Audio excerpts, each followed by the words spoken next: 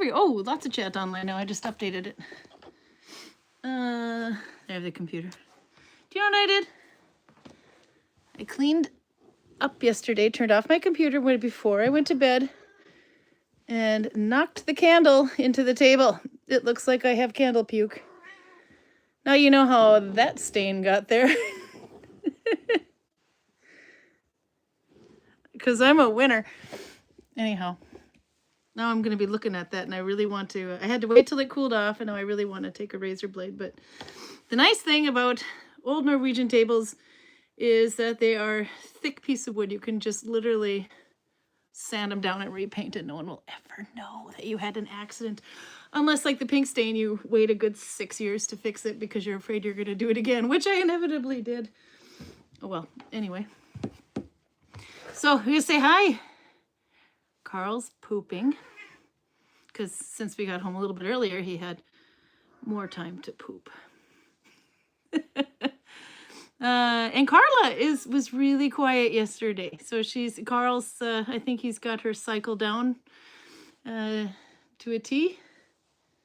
So hopefully she'll still be quiet today too. What is he cooking today? I am so glad you asked. I'll be right back. Let's see.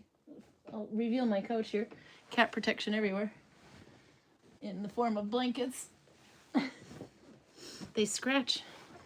Okay, what is Karl cooking? Today is the last microwave one I think he can do. See, I don't have a microphone with me.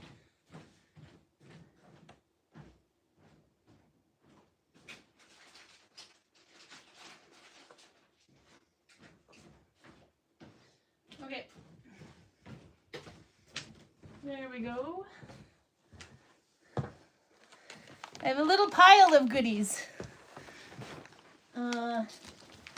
Karl's going to be having rømmegrøt. I'll show you that better. Let's move my computer out of the way.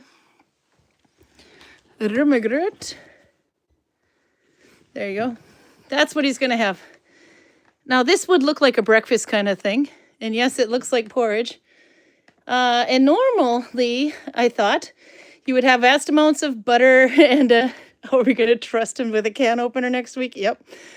He's going to do it, although most of the times they have pull tabs on cans now, so he doesn't even have to figure out how to work a can opener. You know, though, a funny thing is, though, we had a guy from France here probably about 5-6 years ago anyway, and I brought out a can and I gave him a can opener and told him to open it. We were making like a community dinner or something, and he didn't know how the thing worked. I didn't realize, but apparently can openers are different in each country. But anyway, so we're going to have a rømmegrøt, which is, well, please help me on this one, Torben. I saw he was in there. Is it sour cream, but not oatmeal? Grøt is usually, I would call that like an oatmeal, but it's mush? No, I don't know what you would call it. But, I mean, you can have barley, oatmeal. You can have, I think grits would technically qualify as a grøt. We don't have grits in Norway or even Minnesota, as far as I know. But rømmegrøt would be the same kind of thing, but made with sour cream. But anyway, it says, laget med norsk melk og rømme. Made with Norwegian milk and rømme, which is sour cream. I think it's sour cream. Anyway, I've been calling it, if I make potato chips and dip, or if we make dip with the potato chips, I usually just buy rømme, sour cream. And you either mix it with the seasoned packing or you just have the plain straight up sour cream, which is what I do. But there you go. See, look at the vast amounts of butter they put on that thing and the sugar and cinnamon. This is what I would do. This is what I thought normal people would do. But no. Karl's going to do it the Celia way. He's going to put sausages on there. What the hell? Sognemor, lager de Sogndal. So this is right from Torben's backyard here. He's going to put sausages on there, on that nice little Christmassy meal. The other thing, though, is rømme, because it's sour cream, it is much, much more filling than the normal, what do you have? There's big green grøt, there's havregrøt, which is oatmeal, big green is barley, then there's another one, risgrøt, yeah, which would be made with rice anyway. Oh, there you go. What does Torben say? You boil the sour cream until the fat floats on the top, or to the top. Then you add milk and some maizena, which is cornstarch, to make it thicken. And then you put the fat on top and add cinnamon and sugar. So that's what Karl's going to eat. And naturally, this is way too much work. So they've made a microwavable version. So how hard could it be, right? This is the one he was not looking forward to eating. Here is, let's see, serving tips, by the way, if I can open this thing.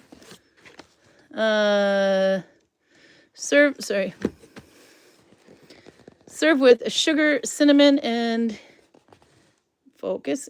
Eventually raisins on top. That I understand.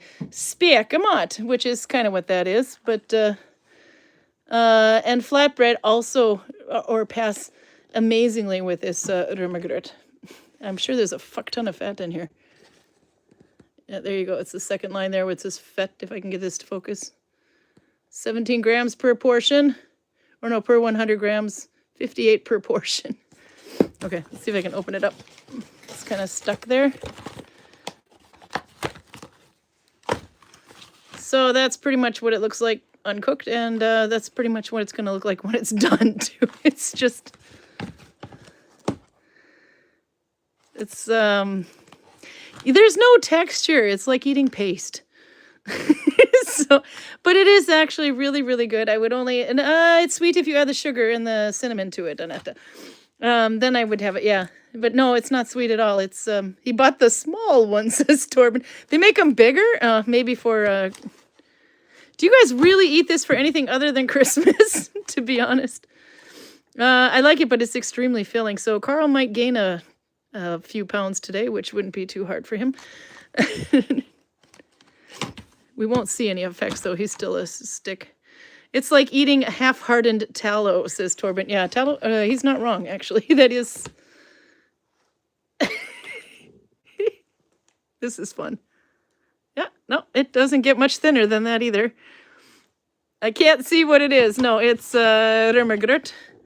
So that's what it is. But I forgot the name of this, and you must have it anyway. But you remember when Oliver Twist goes up and says, please, may I have some more?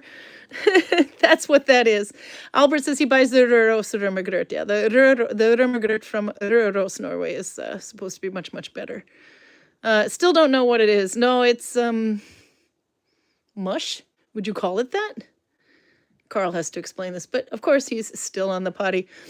Tradisjonsriks traditional. Traditional norsk rummergrøt laget med seterømme og milk. Okay, here, Torben, you're the dairy boy. It's tradition-rich Norwegian rummergrøt made with seterømme og milk. So seterømme is a different type of sour cream than... Oh, so rømme is sour cream, but what is seterømme? What's the difference between seter, the S-E-T-E-R there? Sorry. Seterømme and rømme. Sour cream porridge. Thank you. Albert's got it. Albert, I knew that he's half British, right? He should know. Yeah. Anyway, yeah, it's porridge. But there's like no consistency to it. I mean, you could caulk your walls with any cracks in your walls, no problem. Just spackle it right on in there, let it dry, and you can paint right over it. Pretty much the same effect. So, no, we'll see. And there's Karl. What are you going to make, Karl? We've decided it's called porridge. Rummergrøt. Look, I like the way it moves. See, just it doesn't. It's like, look at it. It's like sludge. Come sit down. Yeah, you also have cinnamon and sugar, right? I have cinnamon and sugar. Yep. Come sit down. I'll help you find that in a moment. You can show off your new toy too. Yeah, I need to explain, what is this? You're gonna put Sogndal, which is some kind of sausage from Sogndal. It's from Sogndal, not necessarily Sogndal, okay. Though this is at least packaged No. in Gilda's facility in Sogndal. Laget i Sogndal. That means made in Sogndal. Packaged would be cheating. No, but it's a thing they do in Sogndal, apparently. That you just put Sogne in front of whatever, if it is made by them. But it actually says made in Sogndal. Yes. Not Sognemor. The Sognemor is Sogne, but the made in Sogndal. Yes, I can read. I know, but my Norwegian doesn't suck that much. This is morepølse. This would be called mårepølse everywhere except Sogndal. In Sogndal, it turns into Sognamor. What is a morapulsa? What kind of sausage is it? Mor? Means you want more sausage? No, it's dried meat. Oh, basically. okay. The spigot. So it's. I'll be back in a minute. I'll get you your stuff. Well, you explain why you would put that in on your porridge. It's not sweet. You don't necessarily put it on. My mother used to put it on. My father used to eat it at the side. But both of them, being from pretty much the same district of Norway, use this with that.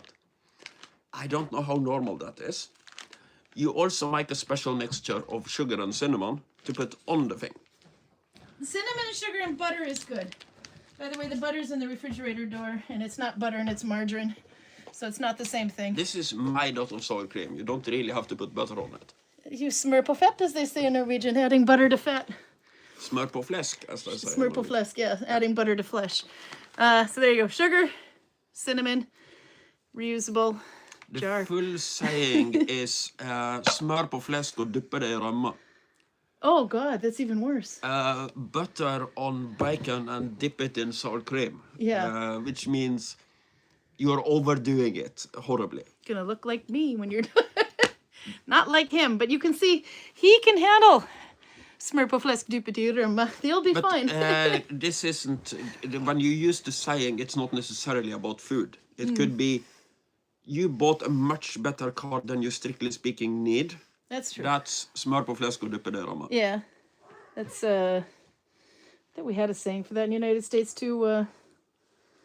Too much, not too much of a good thing. No, that's not, it'll come to me at some point. Somebody will have, it'll be like the trivia of the day. What other sayings do we have that mean the same thing? That looks like packaged salami in the States. It is a type of salami. No, it's not. It's not. It's not at all like it. I'm sorry. What is the difference between them? Well, salami, it looks like salami. Salami is also a dried sausage, but it tastes completely differently. There is absolutely no traces of garlic in this, for instance, which you'll find a lot of in salami. Do you have to have garlic in salami, though? That's not a must. I do believe that's mandatory, yes. It tastes better, but yeah. If you have a time Italian in the chat, they can probably tell you what they would call a salami without garlic. But I'm pretty think we've had sure. Italians. That's actually one gender. When we're missing, not gender, one ethnic. We're missing one background. Nationality. Is oh, what for we call fuck's it. sake! I can't speak. Ooh, but smell that. I'm gender fluid. I'm feeling a bit Italian today. Tongue tied and twisted, just an earthbound. It's not an ethnicity either, because Italy has like. That looks pretty sausage-like to me. Native ethnicities plus immigrants, I think. Yeah, maybe. Judging by the ones we get in the store, though, not very many of them speak English. Maybe. Tastes like a sausage. Yes, but this tastes like a salami sausage. Yep. Only in Sogndal. Because it's made in Sogndal. Carla wants to say hi. Hey, Carla. She's being so nice today. Don't jinx it. She's going to be nice for another 4 or 5 days. Because you don't even need a nap. We just asked Carl. I keep track of... What menstrual phase is she in right now? I keep track of how much sleep I get. And then you got one other thing to go with it. Reinspeka. That's actually the wrong way around. Hang on a minute. We gotta look at that again. I made him buy this. It has nothing to do with Sogndal, but it's good. But this is reindeer. No, it doesn't really matter if it's mårepølse, rein. These are like, you just bite into them. These are so good, just the way they are. It doesn't really matter what kind of meat you have with it, but it's this category of meat, dried. Yeah. So rein is reindeer. Yes. Speka is this kind of food, and is snack. And this one is from Midland. Where's Midland? Well, around Trondheim, center of Norway. It says kvalitet gir mer smak. The quality gives more flavor.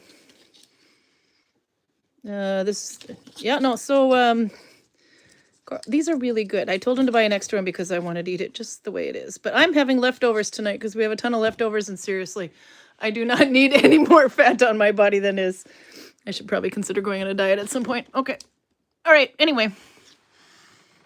No, we don't make it from sheep in the States, but beef, venison, etc. Mostly pork with spices. But do you use garlic? Because that would be really good, actually. But I didn't know that about the garlic thing. Oh, what about the garlic thing? In the sausage. In the salami specifically. In the salami, sorry. There is probably more that goes into making a salami than taking a sausage and putting garlic in it.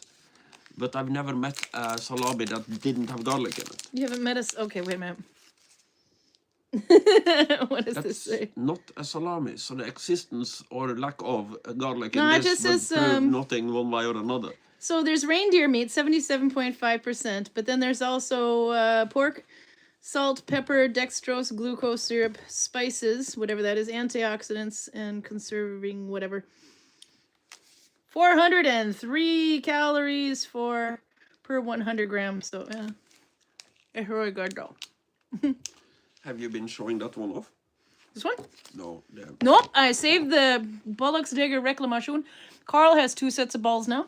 The other one is up there. You have to take it down. It's hard to see, but No, this I got to give 2 thumbs up for Cult of Athena for repairing it quickly with no questions asked. I just sent him a picture and they sent a new one. Yeah.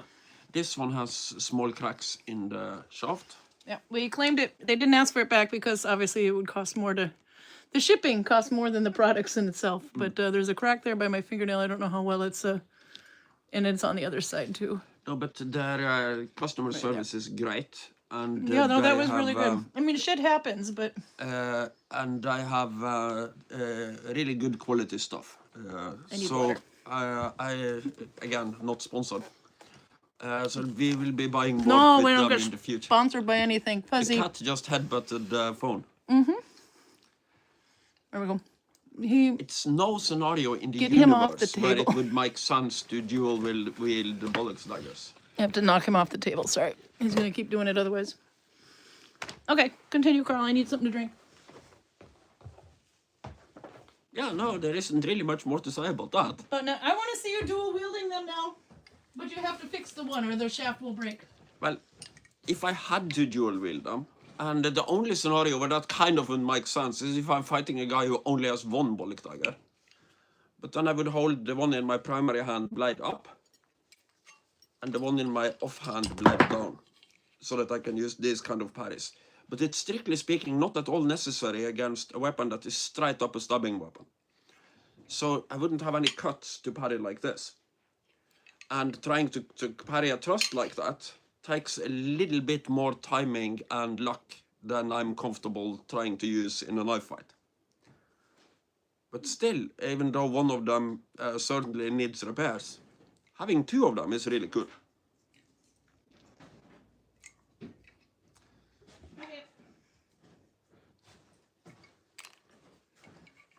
So Audra was all worried. She said, are you going to be able to make it until May for another bottle of wine, Karin? And I said, well, no. But yes, actually, I did. I have a whole nother bottle from her, actually a little bit more than that. I didn't realize it's the same one I've got from her from, the other one was also Aronia wine. But, let's see. That also, see, I still have one more bottle of wine. So I'll hold on a little bit longer today. It's homemade wine, so I'm not allergic to it. It's got to be sulfites I'm reacting to anyway. Are you able to make it over the cord? Yeah. No, you're not. You're about to strip on my cord. Anyway. But I also have something that looks a little bit like hooch that Audra made. She needed the bottle that it was in, and I didn't drink it fast enough. So this, in a jar, it's not pee, I promise. But no, this is the dandelion wine. And I've been working on that, and this is the last of the dandelion wine. But I have to say her wine keeps really well once corked, once opened, so that's kind of nice. And super alcoholic. I don't know. She doesn't know. She always says when you ask her what the percentage is, she always smiles. Now I know why. It's strong. So my wine glass looks like this. It's really small. Then I can have a little bit at a time. All right, good luck on your quest there, Karl. The cinnamon and sugar is here. Your Song No More pulsar is there, and I still have a big chunk of the reindeer one. Yes, Rudolph does taste really good, by the way. It's a bit like venison. There. So first I will pour a glass of my dandelion wine. Whew, it's strong. There. Ta-da! Skål, Aldra! We're hoping to see her in April. Sally Pointer is going to be holding a course in Gudvangen in April, if you know who Sally Pointer is. I took a class with her in, suddenly forgot the name of it, but it was in Oxfordshire, England, last March anyway. I took the cordage one, and I think that's what she's teaching this time around, is cordage and Neolithic fibers, plant fibers.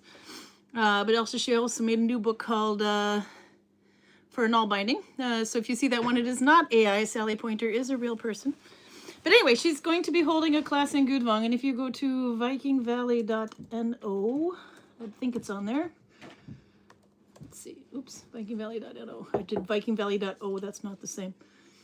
All right, vikingvalley.no. And there seems to be a picture of Karl fighting on the front of the little thumbnail that came up. Slow. There we go. Oh, there's a picture of me playing with wool. Yeah, there's a picture of Karl and Greg killing each other on there too. I'll show you. Let's see. There we go. This is where we work, by the way. This is not work promoted. We do this on our own time because we might say something stupid, and it's better that we suffer suffer for that instead of work. But anyway, if you go to viking.no, you can see there's a picture of me when I look like Viking. Green glasses, sorry.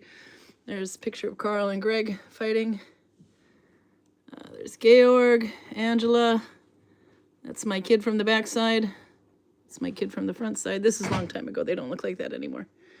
And a bunch of photos of Freeman. But I don't see the courses on here. It might be on just on the Facebook page. So we will go to Facebook. Let's see, Viking Valley. I got a message from Nikki telling me I should, not Viking Valley, Viking Valley. Telling me I should do stitch-alongs. Okay, there we go. Let's see, I'll click that away for now. I would love to do that, but I don't know if I'd be able to finish them in an episode. Okay, so vikingvalley.no. The cat really wants your salami. I'm going to call it salami just to piss him off. Your sognamord. It should be on here somewhere. That's what it looks like now outside. Well, did. I thought there was, yeah, here it is. Lectures and workshops. That's the one you want to see. Lectures, I think this is also on Instagram. There we are. 3rd of April, it's Sally Pointer, Fiber Technology, How It Changes from Paleolithic to the Viking Age. Then comes Christian Quaidmans, I don't know how you say that one anyway. The Viking Age Between History, Memory, and Misconception. Karl? The cat is trying to steal your sausages. Here we go. No, so save it. Then there'll be workshops on the 3rd. Is Alexandra Mink. She's going to do Introduction to Sewing Viking Age Dresses. Viking Age Sewing's Dresses and Tunics, and this is all by hand. Sally Pointer will also be doing an Introduction to Sprong. Sprong we haven't had taught in Gudvangen in a long time. I did do a little one over the winter, but just for the Freemen, so there you go. So this is quite a fun thing to join on to. Yeah, now then I go back to the beginning. Anyway, that's at Easter time, and the village has already been fully booked for Easter for almost a year in advance now. So it's there's a lot of Vikings. It also, for some reason, Easter happens to be the most popular weekend or week for the Viking kids in the village. The year before we had 18 Viking kids. Last year we had 22 Viking kids. So it'll be interesting to see if we top that number this year. But if you ever want to see little Viking kids running around, Easter's a good time to do it. But never take pictures. This I gotta say, if you're gonna take pictures of a kid in Norway, Viking or not, or whatever, gotta ask permission. It's actually a thing.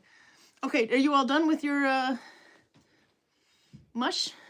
Okay, let's see what it looks. You didn't even put it in like a fancy bowl or anything. It looks unchanged, except for now it's got like dew on the top. All right, I gotta see how you prepare this. We'll look at it next to my candle puke over there. Candle puke. I had an accident. Wait, you're bumping my cord. It didn't This change is at all. Not at all what this is supposed to look like. But this is the microwave version, so So when we're talking quality here, oh my god, I gotta have a little sip of this to take that. It's possible that you might need to use this.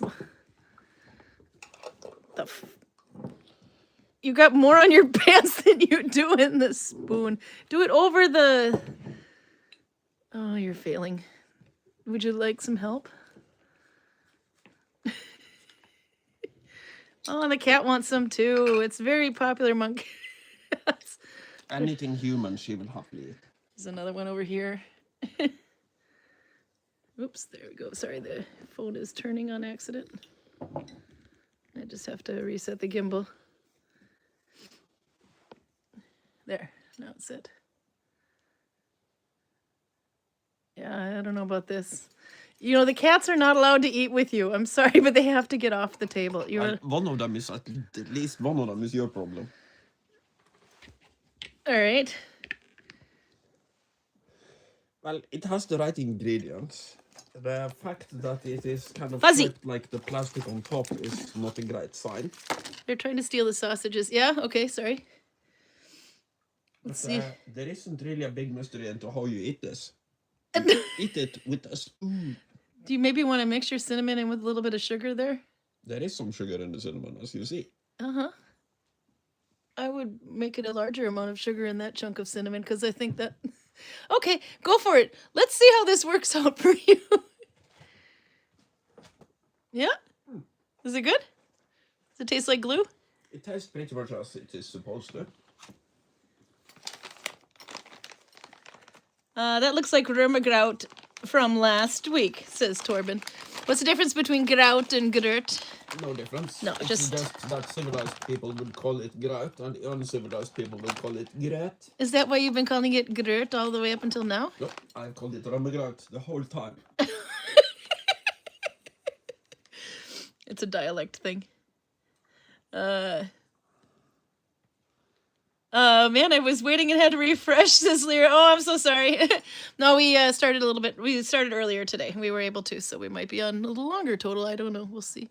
Oh yeah, and you're adding it with the sausage. So you don't just like put the sausages on top, or not this. What are you calling those? I used to do that, but I prefer to eat them at the side. Yeah. This is what he's having with it. The Sognemor. Those are good though. Okay, so I've never would have thought I would see porridge eaten with sausage. But is it just me, or is this? I mean, I don't know. The English do porridge.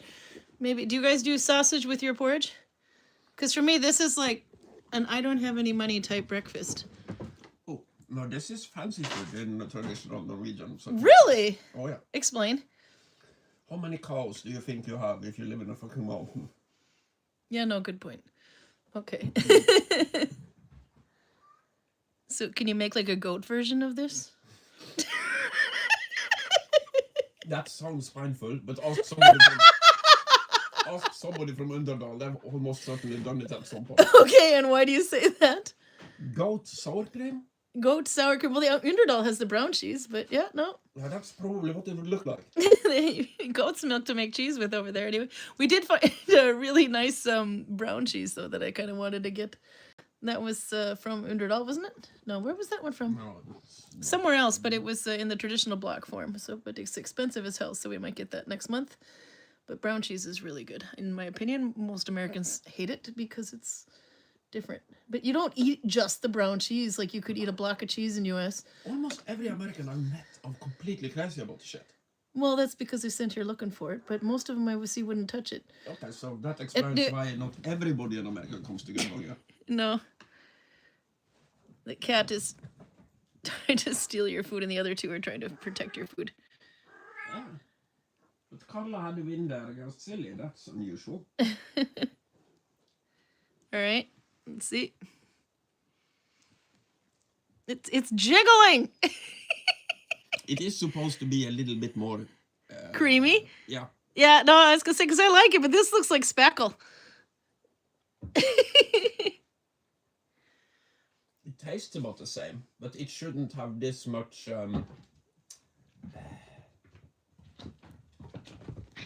viscosity. Cats. Some brown cheeses, Tor, when you eat with nothing else. Really? And some brown cheese you eat with nothing on. Like that's what he was saying, but I thought I would never do that, but actually I found out I could now anyway. But in the beginning, it took me like 4 years to be able to eat brown cheese. But then again, I was starting out with the dark brown cheese and not like the G35 version, which is much lighter. And then so they said, no, you have to have it with butter and knäckebröd. And then you put the cheese on top.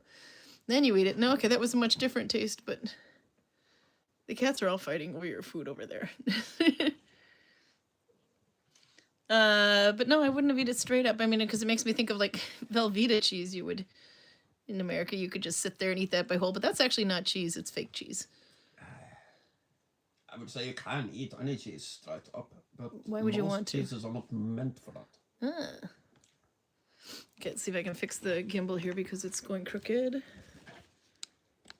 There we go. I think it's stable now. Okay. It's because the cat bumped it and the cord got all wonky. It is entirely possible that I was supposed to stir this. I think you were probably supposed to stir that and maybe heat it a little more. Did you follow the instructions on the package? I overheated it. Yeah, it was supposed to go in for 1 minute and 30 seconds. I gave it 2 minutes. Did you know that Audrey's wine tastes really good with reindeer? It does. Doesn't everything, more or less? With Audrey's wine or with reindeer? You can improve everything by having a reindeer sausage next to it. Okay, let's see. Robert Reynolds is here. He says, going to have to miss this one at work. I'll catch up later. Have a good one, everyone. What kind of beer are you drinking, by the way, just so Robert knows what he's missing out on? The one that Trond keeps recommending to everybody. Arndal. So he's going local. Well, not really local, but Norwegian, not Scottish this time. Arndal. It says Arendal. I'll turn that around too. The only thing I could think to tie in with this one was Frozen, the movie Frozen, the Frost in Norwegian, I think it is. The Disney movie, the Elsa and Anna are from Arendal. And they think this area is based off of that is what they're thinking. But anyway, Arendal or Arndal, do you pronounce that second E, that E there? A-R-E. This is not my part of Norway, so... I think they just say Arendal. That's it. I don't think they say Arendal, I think they say Arndal. Anyway. I somehow associate Arendal with crime. I'm not sure why. Established in 1839, Norges stolteste bryggeri. It is Norway's proudest brewery. So all you other Norwegian breweries suck because they're more proud than you are. What makes them the Norwegian's proudest brewery? Well, when everybody else associates you with crime... then, why do you associate them with crime? Working in a brewery is probably considered a very honorable profession down there. Pilsner is just a regular basic beer. Brygge på lokale ölstradisjoner. Brewed by local traditions. I write that on every Norwegian bottle. Yeah, they do. So what makes... But they're proud of theirs. Yeah, of course. It says it's proud. They're proudest anyway. So that's what he's going to have. But it's just a basic beer. But he had to do... Man, my gimbal is fucked up. There we go. But we didn't get to go to the... He ran out of the good beer and we didn't get to go to the shop. So we had to buy it locally at the gas station, grocery store. So we got this one. It's 4.5%. So that's pretty much the limit of how high it can go there. And according to one of the locals at the register, he thinks it's actually pretty good for a cheap beer. But then we found out that our local Czech guide also said this was pretty good for... Yeah, but he was recommended by the same guy at the same gas station. So. But he actually said it wasn't so bad. He wanted to know when you were going to invite him over to share it. That's his words. Anyway, so you can have that with your porridge. I don't know if that's a really good pairing. I think I'll eliminate the porridge first and then have the beer. Eliminate it. Okay. Christian beer, says Torben. Yeah, the vast Norwegian tradition for making pils. I'm sorry, I spread that wrong. Yeah, the vast Norwegian tradition for making pils. Well, I smell the sarcasm in that text. Obviously, Pils is from the Pilsner district of Germany, Austria, Czech, Czech, maybe actually. I don't know. But for the longest time, you only had two types of beer in Norway: pils or fatøl. So basically, pilsner or barrel beer. Hostile? Yeah, maybe. Fatøl is a little bit darker and sometimes stronger. Susan's here. She says, good morning. How goes it? Today is supposed to be 79 degrees Fahrenheit in San Diego. Yesterday was 81. God, it was hot. Today it was 30 Fahrenheit. I had to work this out. I was talking to Cherie. She's going to be coming here in May. By the way, from United States. She watches you on YouTube too. She will be, yeah, she said it was much colder there anyway. But yeah, today was 30 degrees Fahrenheit. So minus 1 or 2. I think they moved away from Glima and gone into MMA. No, it's definitely MMA. There's just no way to keep a camera up with that. They're everywhere. Roger says. See? The eyeball thing. Really big eyeballs. Okay, so let's see. We got to catch up too. There's a bunch more. Albert is here. Torben is here. Albert says, I got 2 boxes of Warhammer for my birthday. Oh, yeah. Happy birthday, by the way. Orc knobs and Space Marines jump packs. Do you say knobs or noobs? It's N-O-B-Z. I think it's knobs when it comes to orcs. Because those orcs are certainly not noobs. Okay, what is a knob? Because when I think of a knob, I think of an idiot. When normal people talk about their leading class, they would say nobility. When an orc talks about his leading class, it's the knobs. Explain the knobs in the way the orcs would. It's the big bosses. They have the best. Into the camera. They have the best stuff. They know what they're doing. We follow them into battle. And that's what an orc knob would say? No, the orc knob would say, we are the best. We have the best equipment. You follow us into battle. Okay, so we got that. Hallgrim, everyone. Who's Hallgrim? Torben loves it when you do Hallgrim. I have told this story many times before. I know, so you can... There you go, see? Big Hallgrim!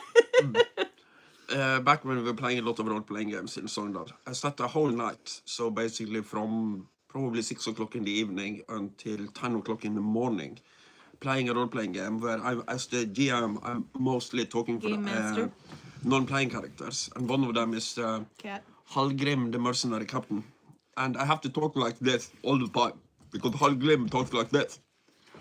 And I'm super tired when I go back to school, and I'm supposed to be... We have a system in Norway where second-year students kind of have an advisory role to the first-year students. When they show up for the first time, we kind of show them around, teach them how everything works. Yeah. So I'm walking around with a T-shirt that says, Fader, spør meg. Meaning, I know shit, ask me questions. Father is like grandfather in the school, but grandfathering to students. So I have like put spør meg with big letters on my back, and I'm standing around. I'm super tired, and I have no control on what I'm doing. So people keep coming up to me because I'm standing right next to the stairs that go down to the other building. And they ask me the same question all the time. Where do we go to get photographed and registered so they can get their little student cards? And I keep giving the same answer, and the answer is something like this. I'm translating it into English. No, you just walk down these stairs, and then you just keep walking until you get to the big waterfall. Then you'll see a big building, and you walk around the building because the entrance is on the opposite side towards the waterfalls. They say thank you, and then they walk down the stairs. And we are standing there talking, and at one point I just turn around when somebody picks me on the shoulders and asks me this question, and I don't go out of Hallgrim mode. So I'm basically going, well, if you get stealth, you go down the stairs. Then you just keep walking until you see a waterfall. And then I'm thinking, oh, fuck, I'm talking like a Hallork. He must think I'm retarded. But it would be even stupider to stop now. So I just keep going through the whole thing. You see a big building. The entrance is on the other side. So you have to walk around the building because the entrance is facing the waterfall. He's special. That's probably what they thought. The student had a kind of like this, okay, thank you. And then he walks down the stairs. So, instructions given and received. So one of the cats just took a massive dump. I can smell it. It's really strong. My eyes are watering. Yes. Would you like to try your beer? But you see, these people, the internet people, can't smell it. No. So unless you point it out, they would never know about it. No, I know, but here, seriously, try your beer. See how it tastes. I don't know if that will affect anything. It absolutely will. So I'm going to bite a little bit. So with you the don't bear. want to try it and say that my beer tastes like Holy shit? shit, what have you been eating, I guys? don't know, but if you put that on the floor, they won't try to eat it off the table next to the camera. No, but I can keep them off it. If By it the way, is there. most people put a lid back on so that when the cat knocks it off the table, it doesn't spill everywhere. That's basically what I did with this candle here, I think. Just a minor irritation. Put the cap on. But okay. Sue says, I'm glad we don't have smell-o-vision. It's really bad. I'm thinking it probably doesn't smell quite that bad, but I'm guessing the pooper pooped and then ran past us with the big fog hanging behind them. That's the pooper right next to you. I'm pretty sure you're right about that. Oh, look at how innocent she looks. She looks lighter now, by the way. She's got more spring in her step. Did you just poop ferociously? She may be small, but those poops are not. I don't know where. She must feel better when they come out. Drat, I'm nodding off again. PJ says you're gonna wake her up. So small cat, big poop is not enough to wake you up? No, apparently not. Okay. I can do some needle binding though. This is the okay, so we had a little bonus week anyway due to the because there's I don't know the way the Saturdays fell this month anyway. So we're doing Dalby stitch. Have been doing Dalby stitch this month and using teal color. If you need a little inspiration, I do like the idea of a stitch along, but like I said, I don't know if I could finish some projects within a month if I only do them on Saturdays, depending on, especially during the summer months. Anyway, but that is what I'm making now. It's the start of a hat because I really liked the way this yarn pooled. This might end up in one of those bins where the hat is half done until I decide to try to finish them all off. This is what I made last week with it. As you can see the way the colors pool. I'm trying to keep PJ awake. Needle binding. I'll go and have a She's cigarette. on my side of YouTube. And when I come back, we'll find out if the car thieves and drug dealers in Arendal can make a decent bear. It might taste like cinnamon though. You have so much more cinnamon on your leg than you got on Do you usually lick my thighs, woman? No, but the smell it's like really interesting poop smell right now. Christmas poop. It smells like Christmas poop. Okay, let me clear off the table and I can show you a little needle binding. Next week we'll have to come up with a new color of the month and a new stitch of the month. Here, you can take the Rumagurt with you and the cats can enjoy that. I'm just clearing some space here and making an interesting background because much as PJ likes the needle binding, Torben, on the other hand, is here for the beer and Hallgrim. So we have to make an interesting background for Torben. My bottle of jar of dandelion wine. The next one I'm going to try, the Osmond Cup Christmas poop. See, Katie Erickson knows. It smells like Christmas poop. The old wax stain. My huge wine glass, maybe Barbie could drown in it, but nobody else will. And table cleaner.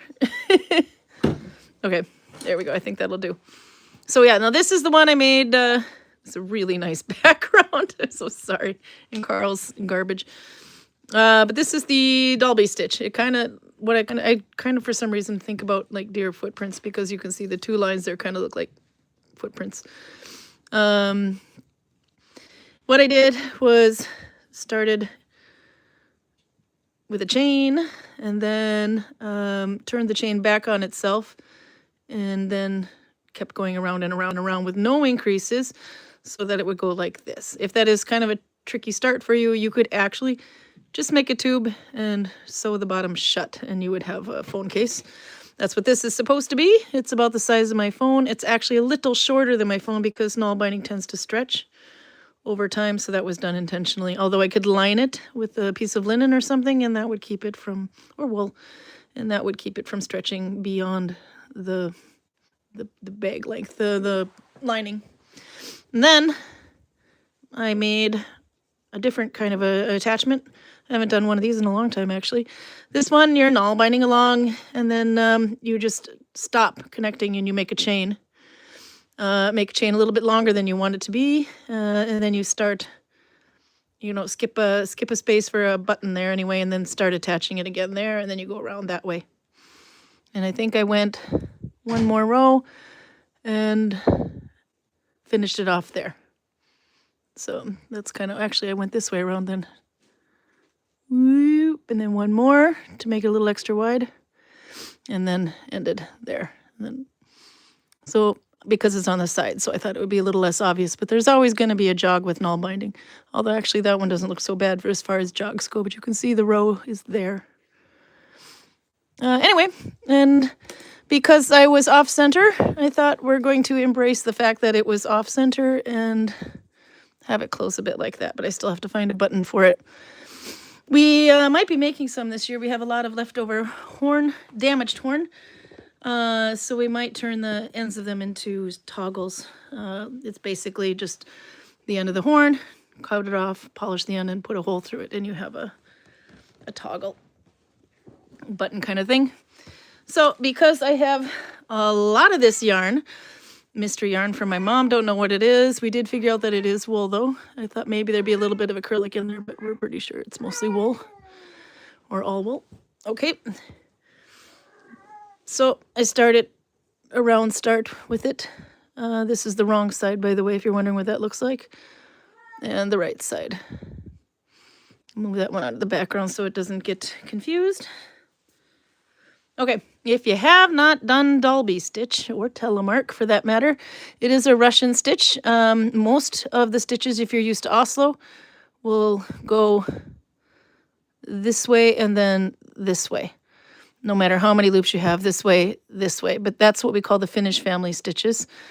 It has nothing to do with Finland. And so Dalby and Telemark are Russian stitches, has nothing to do with Russia.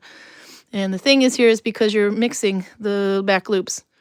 So this one is 1 + 1 + 1. There's an extra plus one in there because you're picking up one the wrong way, turning, picking up another one, turning, and picking up a third. So 1, 1, 1. But so this one is my first, this is my leader yarn. This is my first loop on the end. That will go on my thumb. This is the second loop. That's behind my thumb, and then the third loop is actually here. You can see there if I pull it. It comes from here, but you pick it up here. Those are the loops we're using. And I'm going to go with F1. You can do F2 or whatever. One new one from the front. Then I pick up the second one, lift it behind, put it on your finger if you want. Pick up the third one from behind, go back and pick up that second one, and then you go forward. That's Dalby. If you want to do Telemark, you go under the working yarn. That is the only difference. But Telemark seems to create a little extra ridge, but that's it. One mistake away. So Dalby, Telemark. We're going Dalby. Pull through. And then I have to remember to do some increasing on this because I forgot to do that last time. So I've got this wonky shape going. It's not laying completely flat. Maybe. I just get stretched out. It's not, it's got a little bit of a bump to it, but it's such a minor bump. There you can see. It's such a minor bump that if I take an iron and it's just steam, it'll go flat. There. Anyway, I'm not too worried about it. It's such a subtle difference. I had to start with about 18 to 20 stitches to get this thing to go around, so I have a bit of a hole here. There. But it will be cinched shut, and I can even sew that tail in there a couple times to keep it shut. But yeah, normally I would need, with Oslo, I would probably need about 10 to go around to get it to lay flat if I want it to lay flat. In this case, I need a lot more. And if you start with too many, just don't increase so much on the next row. If you start with not enough, start increasing. But anyway, yeah, one new one from the front. Second loop goes back, pick up the third loop, go back and pick up the second loop, and then under the thumb loop and under the working yarn. There is one way people tend to screw this one up because it looks so easy when I do it. Why can't they do it? One thing they will commonly do is take the second one behind, pick up the third loop, but when they go to pick up the second loop, we'll put that on my finger so you can see it better. When they go through to pick up this one, they don't hold this stitch on there and twist around. They'll go like that, and they actually are, in essence, taking the third loop off their finger, and then it'll end up looking like Oslo. So if it doesn't look like mine, check to make sure you're doing that. But you got to twist. They pick up the third loop, but hang on to it, then pick up the second loop, then go forward. But other than that, it's not too bad. It's got a different gauge because it's much denser, more dense, and it's got a. Gonna do an increase there, and a much flatter appearance, by the way, too. So oftentimes you will see Nalbound mittens that have been embroidered on from back in the day, and quite a few of these were done in Dalby or Telemark stitch, actually, because it's got such a nice flat surface on it, ridge-wise, that it makes it much easier to do embroidery. Let's see. But yeah, because the surface is so flat, that would work out pretty well. I keep forgetting to flip my screen for left-handed viewing. What you can do, though, is hold it up to a mirror. So when you're doing this, Katie, hold your phone up to a mirror and look in the mirror, and then you can see all the right-hand videos.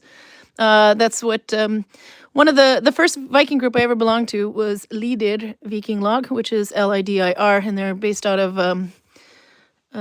just outside of Drammen in Lier, Norway. The only reason I'm not in that group is because it was an hour drive for me every day, and then I had 2 small kids, and I didn't think I could devote enough time to them. But we still have very good contact. They come to Gudvangen quite a bit. But the chieftain, or chiefess, if you can call it, of that group was also left-handed, and she was one of the people I would ask to if I had a needle binding question, and now it's kind of fun. Now she asks me when she has a question. But she can do lots anyway, but in the beginning she was teaching me a bit. But so the best advice I'd ever heard was just watch the right-handed videos in a mirror. And if you're sitting next to someone, Nalbinding, you can also sit opposite them and try to see what they're doing too. If you were to do this flat, that's a good question. Let's see. I have to stretch my stitches out to lock them into place to see exactly how big this is, because when you first needle bind, it's all kind of loose. But anyway, you would pick up one. You would go under the first one, over the second one, under the third, flip and go under the second one again, and under the first one, I think. No, that did it completely different. I have to think about that one. Let's see. If I do it on my hand like that, that might be better. There, you can kind of see there how it went. First loop, second loop, third loop. Then the third loop is behind. When you turn, the third loop is behind the needle, second loop is in front of the needle, and the first loop is behind. And the leader yarn is behind. So that would be for the people. Whoops, I did that all wrong. I showed it off camera. Okay, so if you're going to do flat anyway, that's my joining. You go behind the first loop, over the second loop, under the third loop, and then it turns, which means it goes over the third loop again, under the second loop, over the first loop, and over the thread. For those who like to Nalbind flat, I can't do that. It drives me nuts. But I also get a better gauge when I do that. Cat's doing hot laps. Anyhow, so that's going to be a hat. So I will increase this until it's bigger than my hand. Oop, there we go. There. I will increase this until it's wide. It's bigger than my hand, around probably about that much bigger than my hand. Then I won't increase anymore, and it'll make a pretty much a flat top hat. Come sit down, Karl. We got to see you try your beer and if it tastes like shit. The gimbal is extremely sensitive today, I noticed. I'm expecting it to be okay at least, since the Czech guy liked it. The Czech guy will, well, yeah, that's true. He's kind of picky. He says if you want a real beer, you got to drink Czech beer. Do you agree? I have very little experience with Czech beer, but I I have a slight suspicion that Pilsner might be a Czech. Sound is on. Oh yeah, okay. There was an issue on another one. I thought maybe I hit the microphone on accident. When I switch the camera view, whether it's selfie mode or the other way, right underneath that button, and I've got pretty fat fingers, is the microphone button. So it is actually really easy for me to accidentally hit the microphone, but it turns out it wasn't on our end. So, nah, Raymond, you're not late to the. Well, actually, you are a bit late to the party. I was gonna say we started early. Karl's gonna have his Arndal beer. Home of Elsa and Anna, or fictitious home of Elsa and Anna. It has absolutely nothing to do with the real Arndal, Norway. But anyway, how do you like it? This is grocery store beer. I haven't tasted it yet. It's a Pilsner, so I kind of know what it's going to taste like, pretty much. Did it surprise you? You're drinking it like water. A little bit more carbonated, I think, than your typical Pilsner. Really? But it's a mild and okay beer. Yeah. So the guy at the grocery store wasn't wrong. Trond. No, it's... He didn't do you wrong by saying, no, it's a good beer. And turns out he thinks Budweiser's good beer. Yeah, but if a beer is either... Actually, Budweiser, the Czech beer, was good, you said. If it's either a Pilsner or a Stout, it's very little wiggle room within the recipe to make it particularly good or particularly horrible. Because the thing with the Pilsner is that the moment you add citrus to it, it's no longer a Pilsner. Because they have the renhetsloven, the law of purity. So they can only use the ingredients that are supposed to be in it. Renhetsloven. I'm sorry, I thought you said redhead loven. Like with the, and then you said it was like the symbol of purity anyway, or like the law. But I heard redhead loven, which would be the law of redheads. And what makes redheads more pure than the other? I've only had this much wine, but it's Audra's wine. I blame Audra. In my experience, and that's limited, redheads can swing extremely in both directions when it comes to purity. I'm going to end the conversation now because my daughter has red hair. Actually, I have the red hair gene. My father looked like Ronald McDonald. It was the 70s. He had a perm. Anyway, so one of my kids has red hair and the other kid has blonde hair. But I used to have white blonde hair too, so it's going to go brown. By the way, I haven't seen the redhead on today asking to see her cat. Fuzzy, come here. Come here. Come here. The other two are fighting, so he's nervous. Yeah, he is. Come here. You have to say hi just in case Alex comes. There you go. Just in case Alex wants to see her cat. Look over there. Here. And then Celia walks by in case There you Cecilia go. wants to see hers. That's right. It's all about hugging screen time. Carla usually gets all the screen time. But this cat has way too much hair for needle binding, so he goes to you. Yeah, fuzzy. Okay. Little buddy. There's some more here. Actually, there's so many people we didn't say hi to yet because we're horrible people. Prudis says, I have not met a Pilsner that I didn't like. Sue says, I have a thing for redheads. Laugh out loud. See? Redheads, people pay for that hair color. That's the thing. They got such pretty hair color. Katie says, as we used to say growing up on a German military base, Pilsner. Tastes like paper. Do you agree? No. No? Obviously not. Ah, okay then. Annetta says, the good old 70s perm. Laugh out loud. I was like, Ronald McDonald, I kid you not. Let's see, I gotta go back up and see what if there's any questions in here for Karl today. We need to try to catch him on the Viking stuff. By the way, Pruda sent me a picture today of a Viking skeleton in a grave. I just I forwarded this to you just before YouTube. And it says, what would you look like as a Viking? And her other half writes, these, what was it, damn these... unrealistic body standards. Unrealistic, I'm so tired of these unrealistic body standards. That was it. You know, as they're looking at a skeleton. And I was laughing my ass off at this, and I'm going, yeah, but Karl's more accurate than ever. Again, you're hitting with a Viking accuracy. Aw, but if you keep eating that, you'll look like me. Let's see, who else we have in here? Cold. It's cold everywhere. We still have wood, fortunately.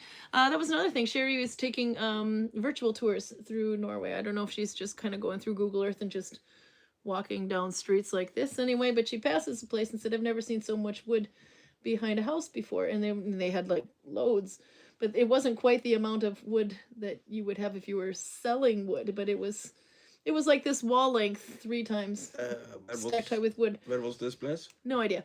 But anyway, somewhere rural Norway. But the thing is, the house they had was about the same size as ours and looked to be about the same age. Yeah. I said, no, they could easily go through that. If they're going to heat the whole entire house, I mean, we are a small house living in the living room. It's also, in the we winter. are not living in the coldest part of Norway. No, we by are a not. long shot. No. We still have kind of coastal climate here, and we are living close to sea level.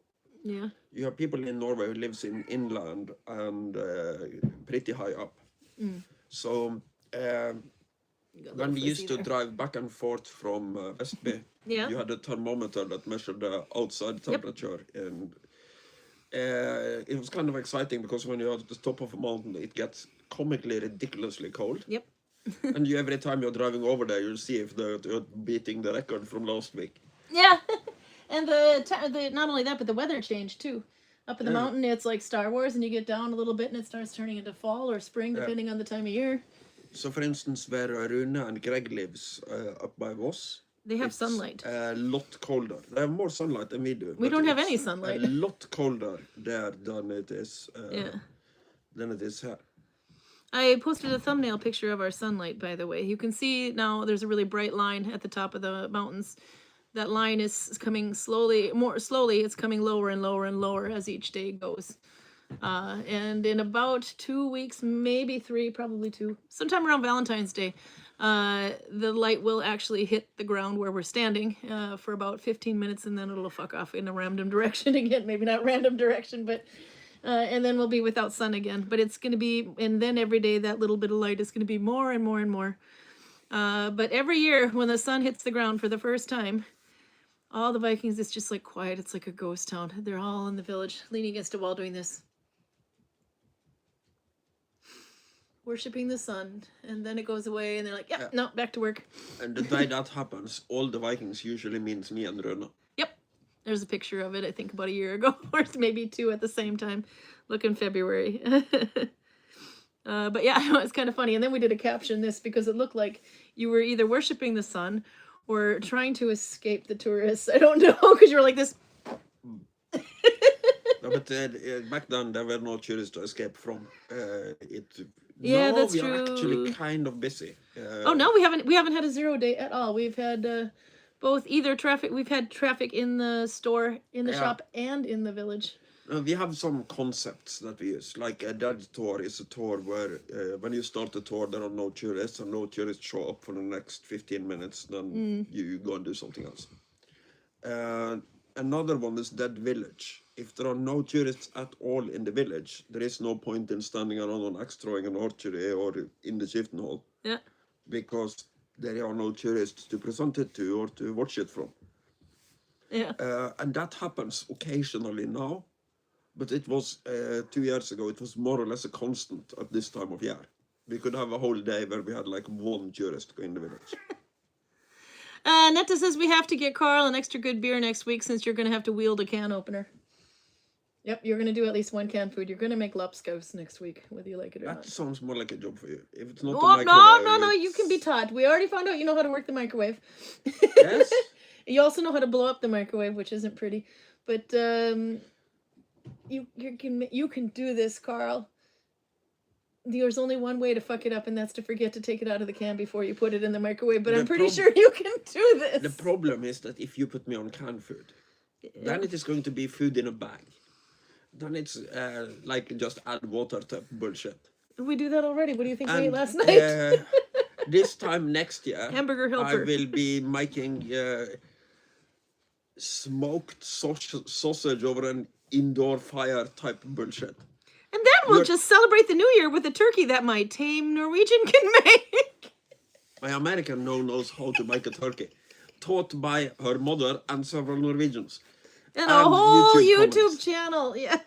So, You We want to are go? making- You want to go down that rabbit hole? Do you? We are making progress on the American domestication here. What was that week 93 or something like that, where you can see me ripping Karl a new asshole because he promised him, I have a tame American. She knows how to make a turkey. I hate cooking. Are you freaking kidding me? I never made a turkey in my life. We don't hate cooking. We had fun. And Torben's remembering correctly.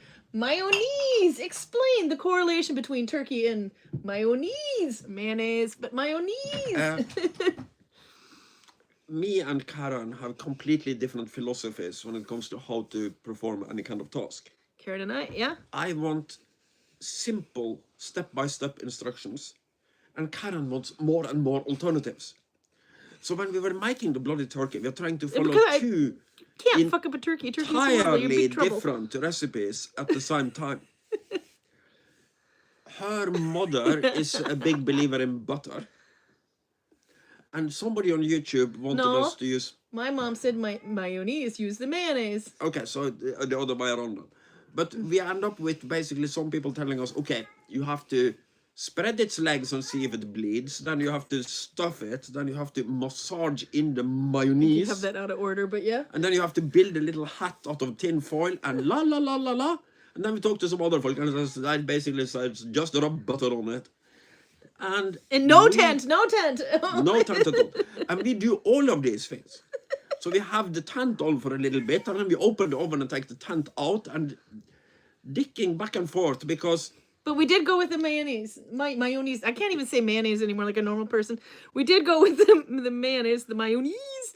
Yeah, no. It turned out fine. It took us like... It was really good. I will never be able to do 6 hours to make it. And we've never made a turkey since. There's a reason. Just quit while we're at it.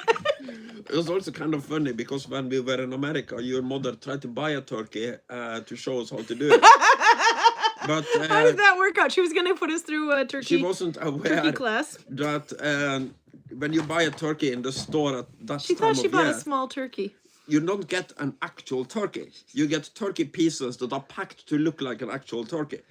You take the breast of a bigger turkey and wrap it around nicely, so and then they take, I don't know. Yeah, but it was not a... So we couldn't really do it the correct way. So she just explains some things. She did bring out the mayonnaise. I was mostly concerned with eating it, and it was really good. No, it's really good. No, mom can cook. I can't, on the other hand. But we did actually buy a chicken. It's in the freezer. I don't know, there was a whole chicken on sale or something. It's a rare sight in our store. You can actually cook, woman. Only it depends on if it's you and Runa eating. I can cook to the gods. Yeah, but apparently, but if it was, it's kind of perfect by comparison. It's a case of don't feed another American my turkey and we'll be fine. Yeah, that's what I told you from the get-go. Yeah. Nobody here has a religious. The thing Norwegians have a religious relationship to isn't the turkey. It's the Waldorf salad that goes with it. Yeah. And we didn't even make the fucking Waldorf salad, so problem solved. No, we don't do Waldorf. Not in my family. We don't have a Waldorf salad, do we? No. Did my mom say we have to do that? My family does. Oh, isn't that just like lettuce and an apple? apple? They just take the bloody bird, put it in the oven until it's good and dry, and then they serve it with Waldorf salad. Oh, that's sacrilege. You can't do that. The Americans won't talk to you for you. Oh, that's a way to get out of small talk. Yeah. Bring up and serve a dry turkey.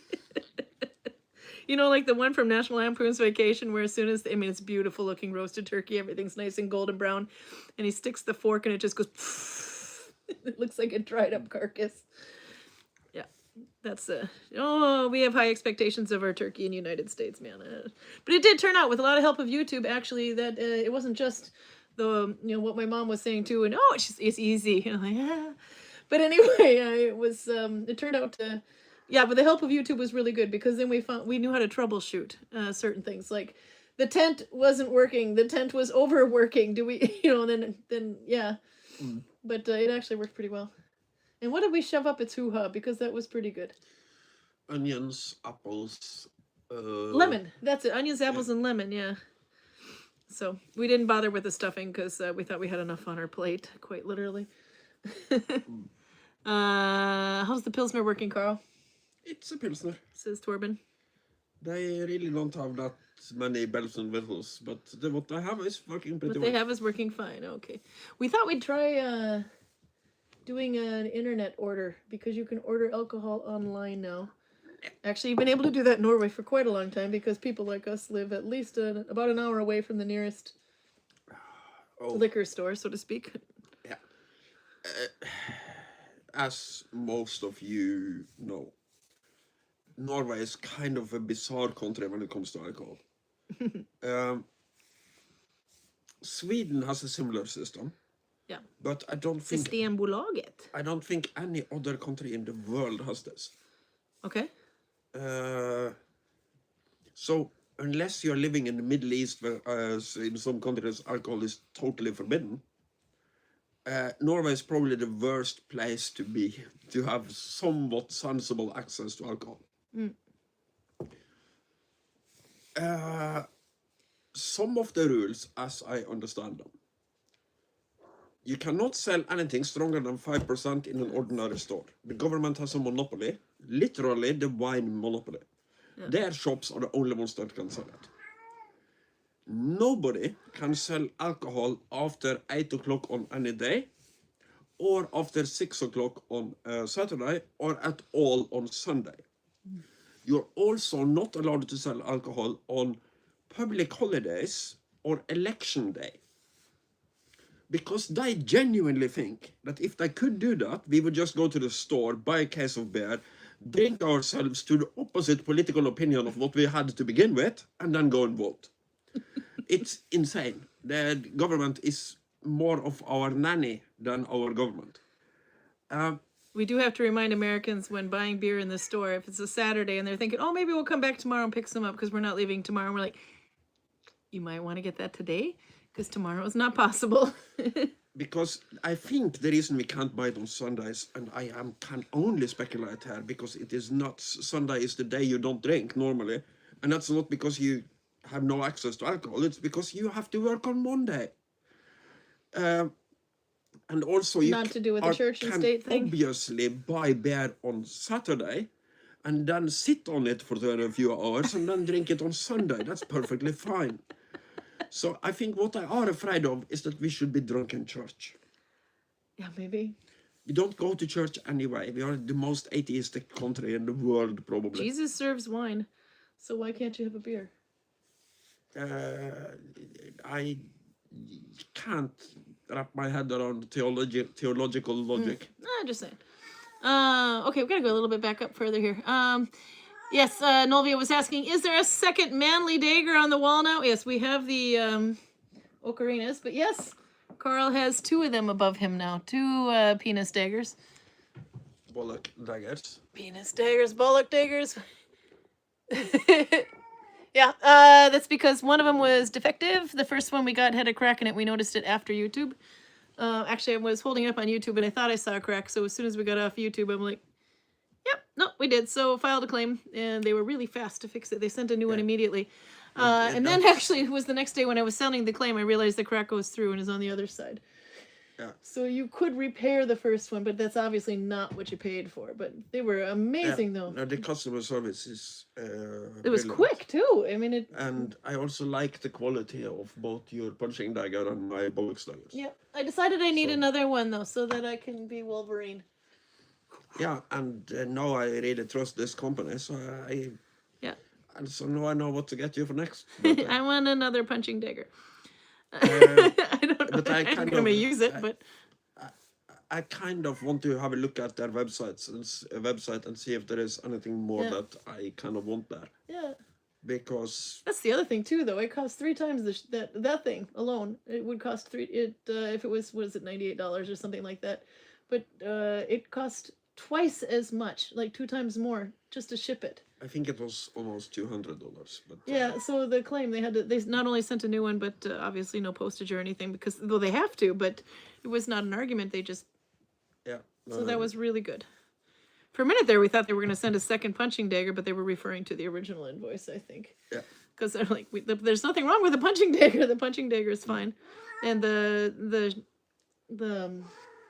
holder, whatever, fits like a glove. Sheath. Yeah.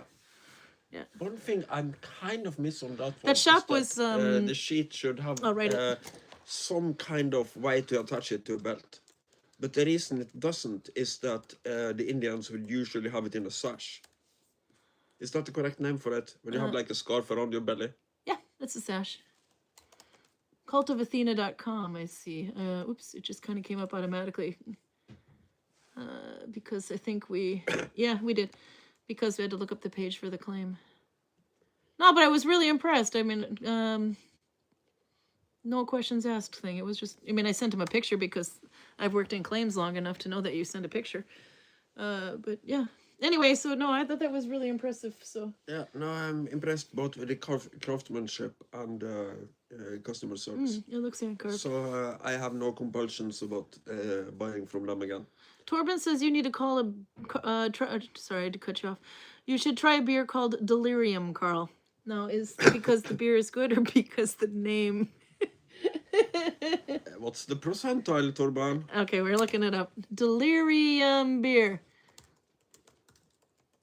Is it little beer? No, delirium I can't spell. Delirium tremens. Oh my god. No, it's the pink elephant beer.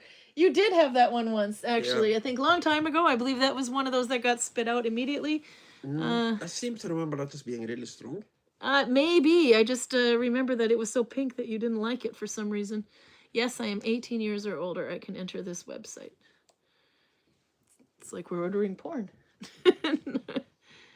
It's a little slow, though, because tomorrow is a new month and my data goes back up again. The data plan. It's taking too long. But anyway, you see in the picture, though, you recognize it. It's the one with the elephant, but there's one. The one we're looking at has like raspberries or something in it, on it. Oh, is that the metal can? Strong blonde beer is what it's called. It is 8.5% alcohol, named as best beer in the world in 2008. It's 2026, I just want to say. At the World Beer Championship in Chicago, Illinois, Stuart Cullen gives it the #1 spot in his book, The 50 Greatest Beers in the World. Well, now you kind of have to have another pink elephant.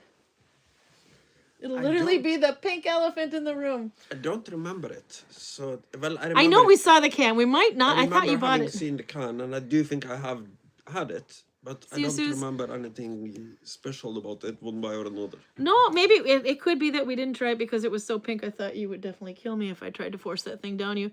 He said it's a great beer, he says. If the can is pink, that's fine. If the actual beer is pink, like the 3 times burn in hell Oslo Pride beer. But you thought the farmhouse ale was good, and that's from Oslo. Oslo. They're in... To put not too fine a point on it, their straight beer is okay. Their gay beer is horrible.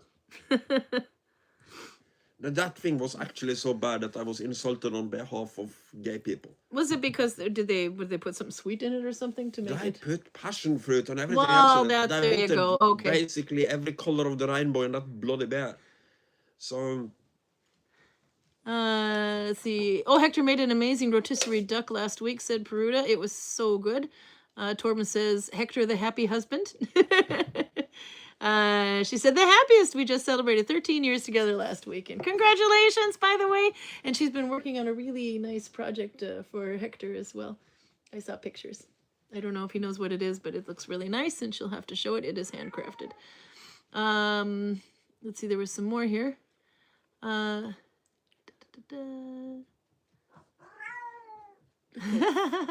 The cat breed, says Netta, can the cat / beard can probably open the cans. I thought breed, but no, it's cat or beard could probably open the cans. I'm talking about the canned food. Let's see. Oh, that's what PJ wrote. Sorry, PJ replied. Annetta says you have to get Karl extra good beer next week since he can wield the can opener. And then she said that the cat or the beard can probably open the cans. Okay, and then Anne asks a really good question. This is from Belgium to Norway. How come your house is that cold? I thought you have the knowledge to build solid, warm, wooden houses. Yes, we do. And if I lived in any other valley in Norway, I would probably be living in one. This house is well over 100 years old, though. I mean, this is the particular valley we are living in is that you can't build new houses. And if you tear down a house, you don't get to build it up again. Yeah. Because UNESCO World Heritage, you can't make changes. So theoretically, they could tear down a house. But what I keep doing is to repair them ad infinitum, because if they disappear, they're gone and you can't rebuild them. So this house would probably have been torn down and rebuilt maybe 30 years ago if it was in some other valley. This house has not only been unchanged, but it's been relocated. It used to be a little bit ways over that way, probably about 400 meters that way. It was picked up and moved and put back down again. Yeah, and I also think it was probably, you can see traces of renovation projects and rebuilding in many places in this house. Yep. And some of them are shoddy and half done. So for instance, we have a door out in the hallway that leads into a small room where the freezer used to be. Yeah. That doesn't really have a proper wall to the outside. No. But also, this, it's hard to, there's no way to really show it, but I don't know if you can see the wall there. Anyway, this wood wall, the lists up there go all the way flush, but if you look over by a window, there's a gap like about this much between the list on the window and the wall. So this wall, I don't know how well you can see the big slats with the big pieces of wood anyway, but I believe because the kitchen has wood paneling in front of it and this does not, I believe they took off the original paneling. And either they were going to put something on or they didn't, but there's no flippin' isolation. Meanwhile, I do like the look of the wall. I love the look of the wall. Yeah. But also, I think there's supposed to be another layer. This is not an outside wall. This wall leads into our hallway. Yeah. But you have the same type of wall on those two, and those are outside walls. Yeah. Actually, it's about from here out, it goes out. From there on, there's another room. But yeah. So yeah, why is it so cold? I just asked an answer. I know. No, in this house it's insulation. Also, the windows are probably another issue with this house in particular. Not much newer. I think. No, I'm speculating a little bit. Yeah. Is that the actual owners of the house have not been living in it for a long, long time. No. But there has been long-time renters, and some of these people are probably idiots that makes half-assed attempts to change or improve things, and then get tired and fuck off in a random direction. That could be because people don't last long in Gudvangen. They underestimate how... They do last a while. They live here for like 5 or 6 years, which are enough to make them feel at home and make changes to the house. But they don't really have to live with the consequences of their stupidity. A lot of people love the idea of moving to the valley, it's a postcard Norway, etc. But they underestimate the dark and the cold and the off season. The dark and the cold are very manageable here. That's not the problem. The problem is that when you get to the winter, you have like 30 people that that knows your face and recognizes you when they see you. And the rest are tourists and passers through. And if you somehow manage to have a personality type where 28 out of those 30 people hate you, you won't survive in the valley. No, no, that's a good point. No, but I mean, we've also had people that move here thinking, they look at the summer and they've decided they're going to move here. They're lucky enough to find a place to move to or rent. But then they get to the winter and they're wondering why nobody comes and visits them. Everybody seems to hate them. They're ostracized. Again, it's the dark too is another thing they get depressed because there's no light because wall. You can see how tall the mountains are just in that thumbnail photo anyway, the little buildings of the Viking houses in anyway. But it's not that it's not that people don't like them and they're ostracizing them. They're just not here. They go home to wherever they came from. In many cases, which country they came from or whatever part of Norway they came from, but they go back in the winter. And a lot of people that live here in the summer there are actually some people that are summer livers here. They only live in their houses during the summer. We don't really have a culture in this valley for visiting each other unless there is some kind of there's special that occasion. too. Yeah. That's kind of a typical Norwegian thing, I think, but some Norwegians do it more than others. But and those people usually come from bigger cities. Even the people I like in this valley, I think I can count on one hand how often I visited either one of them. Georg is probably the one at top here. Yeah, I think I've only been to his house Georg has visited us a grand total of 0 times. Oh, you're right. Well, we probably should clean more. Yeah, but the point is that we are not really doing that thing. We are not going down to Georg to watch a video, and we're not bringing Georg up here to play Warhammer. So, there's some more. You missed the reference I was referring to in the cat beard comment. Scroll up a few lines from it. Okay. I figured there might be more to that one, but I just caught the line offhand. I just woke from a dream where Karl's beard was actually a cat clinging to his face. I've had that dream too. a hair squig. A hair squig. If you're a Warhammer fan, the squigs, you'll know what they are. The cat you referred to as the annoying one. If you move the camera down a little bit so you can see what he's doing. She? Oh no, that one, yeah. He's not annoying at all. He's moved into his tent and he is sleeping peacefully. That's why Karl doesn't take off the cloak when he comes home. He's kind of stressed out right now because the other two are doing aggressive positional warfare all over the living room. And he doesn't like that because he always loses no matter which cat attacks him. Here, just in case Osman's kid is watching. There he is. No, he's just hanging around here and sleeping. And feeling relatively safe, even though Carla is walking around and she absolutely loves to kick his ass. Carla the Siamese. Yeah.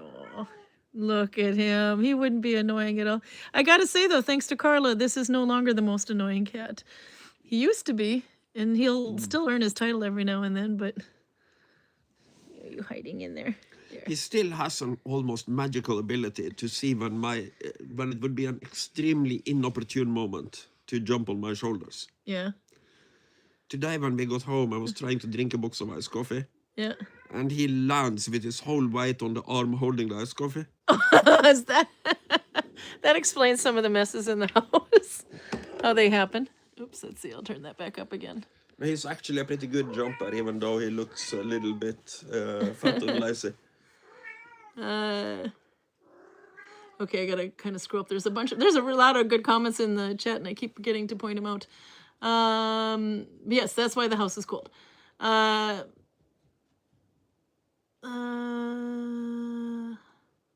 see, what was it? Missed it. Okay, anyway, sounds perfect. Karl, I look forward to the indoor fire cooking next year. Says Annetta. You think you're gonna do that? Indoor fire cooking? She just literally jumped on his head. Yep, I could feel him tensing a little bit, but he decided not to draw attention to himself. Well, she's gonna point out the fact that he's there and she's not. Okay, coming up. And la la la. Is there a second manly dagger on the wall now? Yep, we got that one. How's the Pilsner? You should try Delirium. Netta says, I put fresh lemons, oranges, rosemary, onions, and garlic butter in my turkey's rear. Delicious. She's putting it in the rear. Yeah, Where do you use the hoo-ha? Isn't that rare? Pretty much, yeah. But, okay. It's things that go well in turkey, do not put it in bear. Torben, you're single-handedly keeping the Vaseline industry in business. Guess why Annetta says that? How is Torben single-handedly keeping the Vaseline industry in business? This is not a question that can be answered. He said, because I just use Vaseline on turkey. Ew. All right, whatever toasts your turkey. Never leave home without it, replied Torben. What is the shop? I'm probably talking. Oh yeah, that was the Cult of Athena, and we linked that one in there. Remember, says Roger, when Guinness Beer Company made a strawberry pink beer? I did not remember that. I have to look that. You scratch my coat, you get in big trouble. Okay, I have to look that one up. Pink. Oops. Pink Guinness. Gotta spell it right. Beer. Pink Guinness. AI. Typically referred to the specialized blends of cocktail, most notably as Guinness times Timmerman's Lambic Stout, a 6% ABV collaboration featuring cherry lambic that produces a black beer with a pink tinted foam. Other interpretations include a pink gin ale. Okay, no, we're going with the pink Guinness one. Key details. A unique blend of Guinness, West Indies Porter, Guinness Special Export, and Timmerman's Udi Creek. It is known, I don't know if I said Udi right, but I have a friend who spells his name quite similarly. So anyway, it has notes of cherry chocolate and oat with distinct pink head. Okay, no, I did not remember that. And there's a picture of it too, actually. You can go to the images, maybe they'll load. Yeah. Okay, you gotta see this. I did not remember these. I'm a Guinness fan, or I used to be anyway when I could drink beer. Look how purpley that one is. Okay, no, I did not remember this, and I think I'm probably happy that I don't. And by the way, what's a baby Guinness? There's a rabbit hole here. I think I mentioned this before, but Yeah. a girl I used to be with bought Guinness and added solbær syrup. What the hell would that be? That is black currant syrup. Black currant syrup to it. Yeah. I would say it's not a great idea. Yeah. She thinks it's a great idea, but after she drank it, she was awake and happy for about half an hour, and then she went to bed for the rest of the day. So I don't think it's drinkable.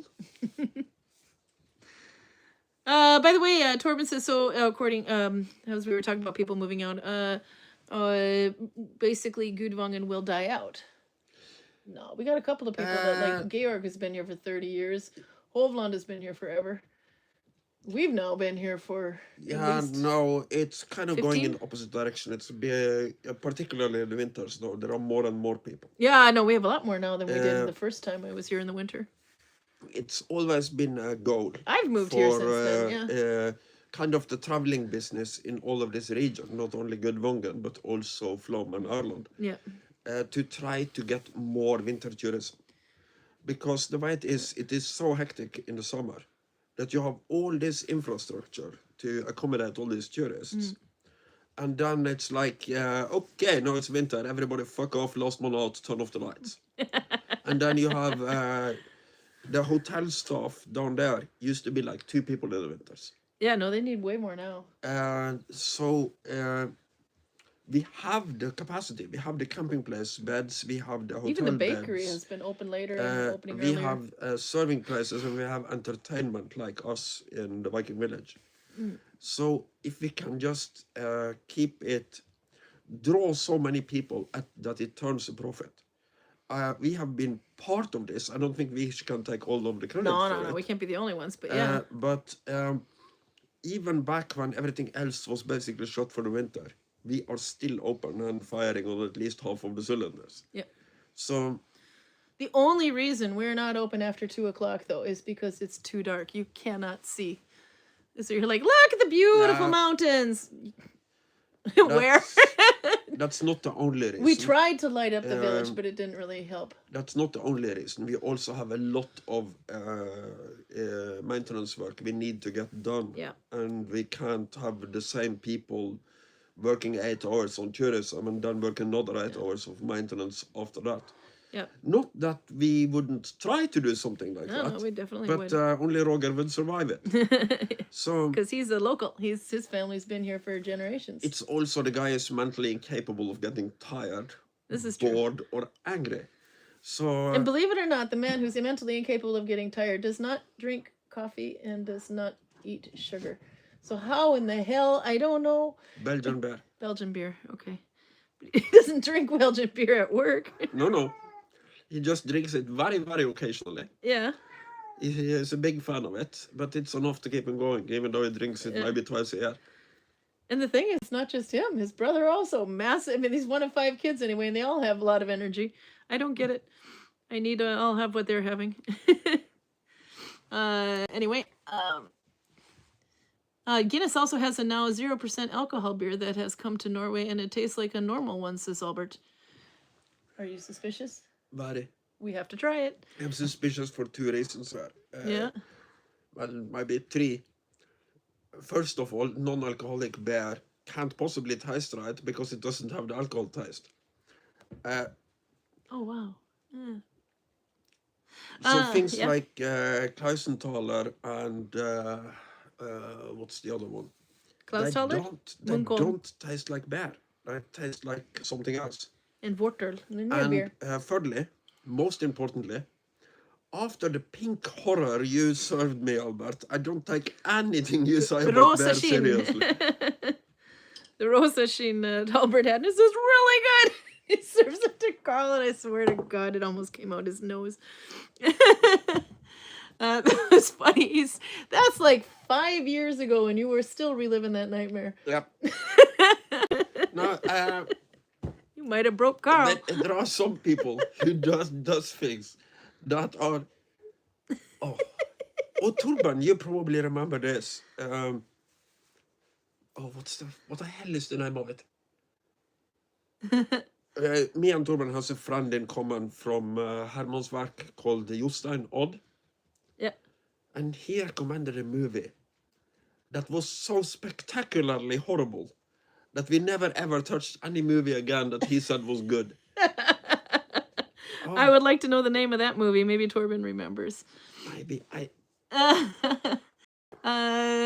Torben says, this I kind of like about the old Norwegian houses too. He said, we found a door inside the wall in our living room when we renovated it. It handmade solid wood from 1880s. It looked brand new.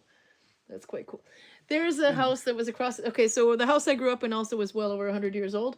And the one kind of across the street and a little over to the side was also 100-year-old houses. These two, it used to be apple orchards in that area apparently, but our house was more renovated than theirs because we even had the aluminum wood siding, which was really popular in the 70s and 80s. But the other one was brick, and and was the lady that probably had been living in that house since she was a child, but she died of really old age anyway. And another family came in, my friend's family came in and started renovating the crap out of it. This is still old brick.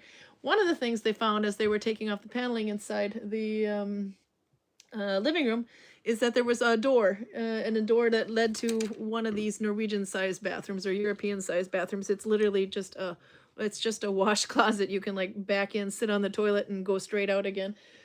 But it had been walled in, so the toilet was fine, but they also found a dead cat in there. So I'm wondering what happened when they actually filled up the thing. But so there, you have a bathroom you didn't know you had, and a cat you didn't know you had. Okay. Mrs. Smitke's house. Yeah, no, there was a lot of treasures they found in that house, and some treasures were more treasurable than others. But yep, nope. They even had a big garage that had like a loft that you could pretty much live in and turn into an apartment if you wanted to. But it's amazing what you can find in some of these old houses. And then you have the old house that Roger's brother bought in Lardal. When it became available, and they started renovating, and they rip up the floor in the porch, and what do they find? Was it hundreds and thousands of bottles? Yeah, like by the time they finished it, I think they pulled out 20 big black garbage bags full of beer bottles, the size of this size. And it was just the whole... But yeah, no, that was apparently an alcoholic's house anyway. So apparently when he got done drinking a beer, he didn't want anyone to see how much alcohol he was drinking, so he threw it under the floorboards. But it was, they found a whole room there, and they were going to call it the alcohol room or something. I don't know. Never know what you're going to find in the old houses, but I thought that was one of the impressive when they posted a video, and their kid is sitting there receiving the bottles as the father picks them up and hands them up to her, and she's putting the bottles in the bag, and she's like, Papa, every time I put one bottle in the bag, I turn around and you have two more. It was kind of funny, but you never know. Anyway, so I think that, but at least you had a nice door. I think that was one of the better surprises, actually. People, they'll buy old doors now in frames and things. Some places on the floor here that something has been moved or replaced. Yeah. And I suspect there used to be a wall there. Oh yeah, no, definitely. We have like the kitchen is here, and it makes like an L, and we're sitting in the L part anyway. But it looks like there was at least a wall that was put there at some point, so that it was a square here and a little nook there, because that side has wood paneling and this side all the wood paneling is removed, and this is stripped down to this stuff here too. But yeah, you can see they might have, because open floor planning is becoming more and more popular Yes. over the last 20 years. But that's for people who have insulation in their walls. Yeah, this is true. If you don't want a big bloody room No, to it's let all the heat on. cold. But that's probably the only way to keep the pipes in there from freezing, to try to get the, well, the fireplace is central. And it technically goes straight up. And in the other living room, there is also a fireplace that connects to the same central pole. But we're not rich enough to heat that room, so we're staying over here. Let's see. Anyway, so other fun things I can't wait to see with the chat, because I'm way behind on chat now. I can't remember the name of the movie, says Torben, but it made it made a new genre of movies, the Totally Jostein movie. By the way, if you want to see how Jostein is spelt, it's in the chat there, Jostein. The Totally Jostein movie. Garcia has to go. Garcia was here too, by the way. Well, there's a lot of people here. I just keep forgetting to say hi. But have a good week. Yeah, it's already 8 o'clock, and we did start earlier today, so we should probably let people go. Albert says, when we moved in a house in Sandnes Centrum, and I just keep right on reading because that's what I do. When we moved in a house in Sandnes Centrum, in the attic, we found an illegal radio from World War II. That's quite cool. That is very cool. It's really cool. That's an awesome find. He said we donated it to a local history museum.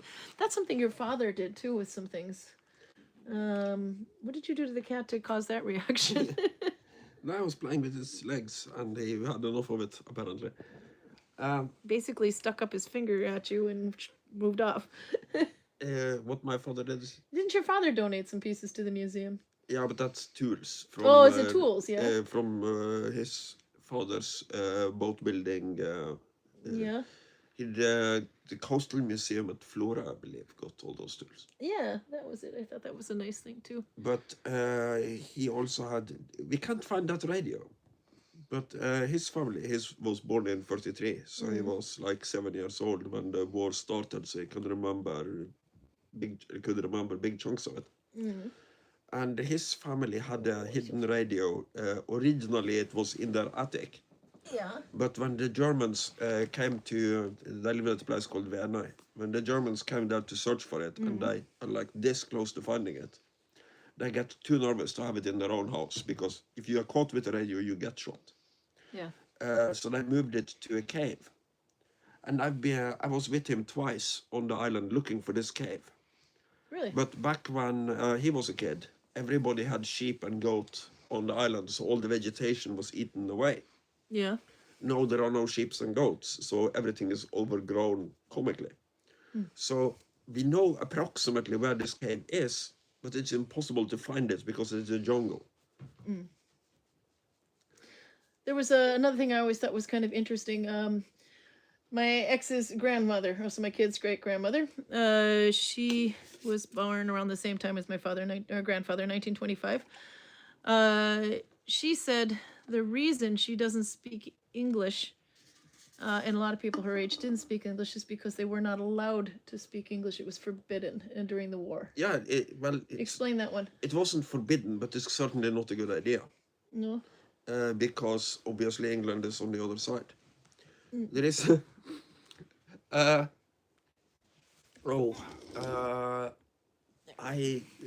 I should know the name of this guy. I'm not entirely sure. I think it was Knut Haukelid, one of the guys who blew up the Tungtvann, the heavy water plant at Vemork. He is getting on a bus.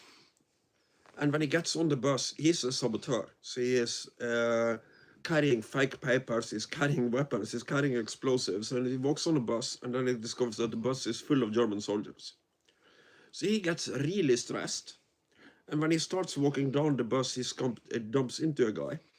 And because he is so stressed, he doesn't remember that Germans speak German, not English. Yeah. So he turns to the German soldier and says, "Oh, I'm terribly sorry about that, sir."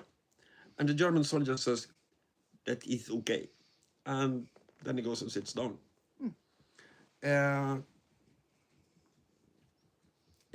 This is from. No, it's probably not him because he was the one writing the book. Knut Euclid wrote the Tungtvannsaksjonen book, and this is mentioned in the book, and he is not talking in first person, so it's one of the other guys, but I don't remember which one. Torben says his grandfather had a photo album that they weren't allowed to see. Or my grandmother. He said when she passed away, we found the pictures that she had taken the day after Namsos was bombed during World War II. They sent copies to a museum in Trondheim. That's quite impressive too. Yeah. No. Yes, we had Fuzzy on earlier. Fuzzy. Oh, he's being cornered by Carla, and Carla is pissing him off. Carla is winning this one, I think. I can hear some whining over there. Oh, Zilly came and saved him. Zilly came and saved him. Yeah, no, Zilly's the alpha. Come here, Fuzzy. Come here, Fuzzy. Oh, I got Zilly instead. You can go save Fuzzy, but we will get him. I will get him, Alex. I will get him. My kid's online. We brought him out earlier just so you could see. He was hiding under Karl's cloak. Fuzzy. AKA the tent. Come here, Fuzzy. All the other cats are coming now, thinking I have treats. Are you hiding in the box? Come here. Your mommy wants to see you. Was he physically in the box? Yeah, well, in another box. Well, if he was in the box, then he probably won the confrontation. No, he was because they're usually fighting about being in boxes. Yeah, this is true. He was kind of backed into the box. Here we go, Alex. There he is. Say hi, Mommy. Alex says, yay! There's a Fuzzy. He's not happy right now. Are you not happy because you won or because you finally got the damn box? And look at that. Hi, Fuzzy, says Alex.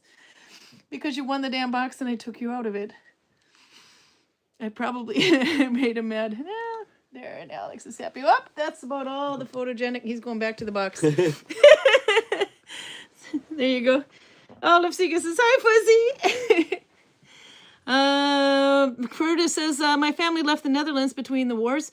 A brother who stayed behind was shot by the Nazis for hiding Jews. This is how my family actually came to the United States. A lot of them was to, well, not for Hitler, but World War I. They came over because they either had to feed the armies or flee the country, which is what they ended up doing. So 4 of them came over to the United States. So I'm a 3rd generation American, and then I brought it back to Europe, apparently. But yeah. Fuzzy. Let's see, what else was there? Just to see if I got some else. I got to go way back here now because there's more.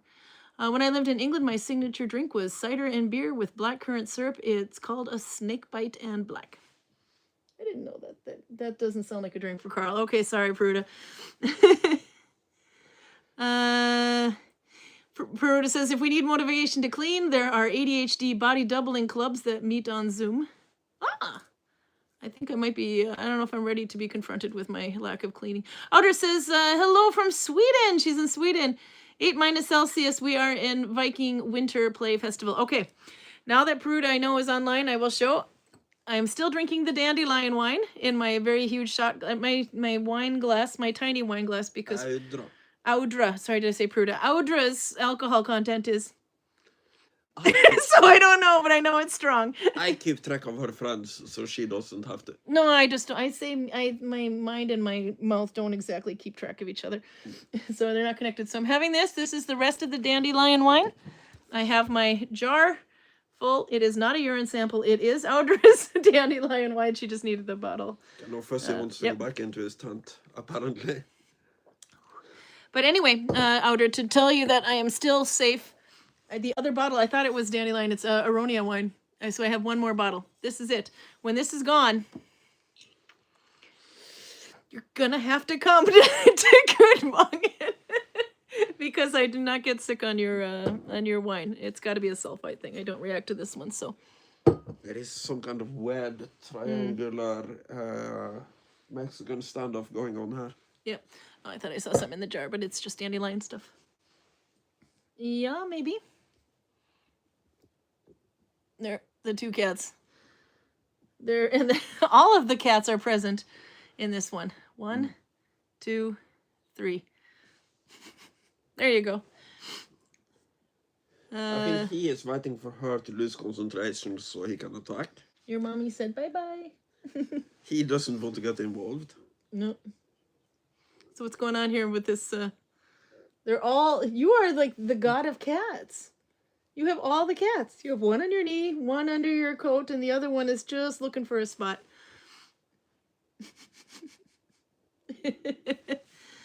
We're getting to the time where we should probably get going. Let's see. New stitch next month, which is now officially from tomorrow, but it'll be announced on Saturday because I'm going to need the week to figure out what I'm going to do. I'll try to do something we haven't done yet. Now, Dalby was, believe it or not, whether you agree with me, Dalby was actually an easier stitch in my book, or a simpler stitch because it was 1 + 1 + 1. Didn't involve too many loops, so we might try something a little more difficult. So you're going to do the 2-4-7 Hungarian under the X twice quadruple loop thing. That's obviously in the Portuguese family of Nalbinding. We have a Portuguese family. That's the thing you react to. Yeah. The triple loop, it sounds like some sort of Russian gymnastics. That's perfect landing. No, we will find, I'll find something, but I'll try to find something a little bit more complicated. Raymond's laughing at you. He knows the stitch you're talking about. Showing my cats and kitties and they all seem unimpressed. That's cat's approval. You're right. Outer says, what about sleep space for me? And I'm coming with wine. Oh, that's right. You wanted to know if you could stay in the chieftain's hall. That one you gotta talk to the chieftain. If the chieftain lets you stay there, well then there's a room. Otherwise we might have a pit house. There is one house that might be available as well. I found out this afternoon, one of the Viking houses. Roger is building a new There are house, 2 or 3 other people on the list ahead of you, but I don't think that works out for any of them. So I will find out, but I'm not 100% sure. I like Karl's stitch descriptions in Leipzig. But we'll see. But anyway, if you can talk to the chieftain and he's okay with you staying in the chieftain's hall because it's all his stuff is there, then it's okay. But I can't give out that place as a sleeping space. There's actually 4 really big beds in there. The loft is really high. But if he approves it, then it's okay. If not, then yeah. But we will try. We will try. We were talking about Sally Pointer coming, and I know Audra wants to come and join that one. It's a good class. Okay, is there anything else? That was your final microwavable tradition Norwegian food that we can find. We do have the big green one, but you said you're not going to touch that one. No, I'm not. Because you don't like it, but that was from I don't believe it's Norwegian tradition. I believe this the barley is this is what you feed to your slaves and your animals. Gruel. If you're playing Conan. Yeah. Yeah. Basically. If you're playing Conan, then they get gruel. I think the Romans were pretty strict on this. Humans eat wheat. Animals eat barley. Barley is so And if good. you fucked up spectacularly as a legionary, you're not allowed to sleep inside the camp, and you're not allowed to eat wheat. So you sleep outside the camp and you eat barley. Uh-huh. And you probably die. If you don't... What did the Vikings do? No, we were going to say goodbye, but no, you pull another one out of your ass. Viking slaves. Back in the day, it was a thing. We don't agree with it, but it's now versus now. You don't agree with it? No, nowadays. I'm pro-slavery. Okay, fine. Why? Well, the Irish has to be used for something. On behalf of the entire Gudvangen YouTube, whatever, Karl's beliefs do not speak for the rest of us. Okay, why are we picking on Irish? I haven't picked on anybody today, so I just had to pull something out of my ass quickly. They have the coolest dialects. Okay, anyway. No, the Scottish is Viking. Yeah, no, Robert should be pleased about that. You're only saying that because you want him to bring you beer. Tell me, what would they eat in the Viking age if they were... what would you feed the slaves? Yep. That's entirely up to you. They're your property, so you can do whatever you like with them. So, but would you turn them into vegetarians because you want the good meat for yourself, or would you actually share meat with them because you want them to be strong? You probably want them to be of good, capable of doing good physical work. So you probably don't want your slaves to be malnutrition. Cats. Yeah. But obviously, if there is a lack of food, the people who will feel it the first are the slaves. If you have a surplus, it's better to give it to the slaves than to throw it away. Yeah. But it's entirely up to you. Some people were probably super nice, and the slaves are sitting at their table eating the same things they are. And some people were probably dicks. So the slaves are sitting with the horses and eating what the horses leave behind. That was the next question. Now, according to Norsemen, the Norwegian TV series that was out, I don't know how many years ago, and I really want a new season. That one was filmed both in English and Norwegian simultaneously, so you get the most accurate Norwegian dialect you'll ever get. And humor, by the way. The dry Norwegian humor is really funny. But Kark, the slave in that one, he was sleeping with the pigs in the pen. Well, then is a particular class of slave called the fjøsnir. Oh, and he absolutely loved being a slave. He would tell everybody about how great it is to be a slave, and if they're really nice, if I'm really good behavior, they'll let me sleep with the pigs. But anyway, was everybody as lucky and fortunate as Kark, or did some have it slightly better? Well, obviously some had it better. Yeah. But again, these people are your property. Yeah. If you want to put donuts in their ears and put them in a corner for decoration, you can do that. Okay. If you want them to go up on the roof and wave at incoming airplane. In the Viking Age? Yes, 900 years before the first airplane is invented. You can still do that because they are your property. Okay. You can be nice to them or you can be mean to them. It's entirely up to you. And do you believe they were nice or mean? Oh, you got food on you. Dried food. If you were, what would you think would be more beneficial? Being nice or mean to your slaves? Argument for both. Argument for being an ass. Why would you be an ass to them?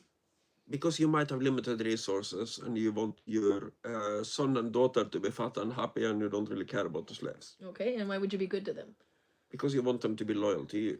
Yeah. And you want them to see that, okay, at least this guy is treating me better than his neighbor is treating his slaves. Because obviously they are talking to each other, little fuckers. Mm-hmm. How dare they? Yeah, no, they're dumb. But if you treat them better than other slaves, and their odds of ever getting back home, this can only happen at your mercy. If you decide to let them go, then they will be in a situation where basically accepting their situation is more beneficial to them than murdering you in your sleep and run away.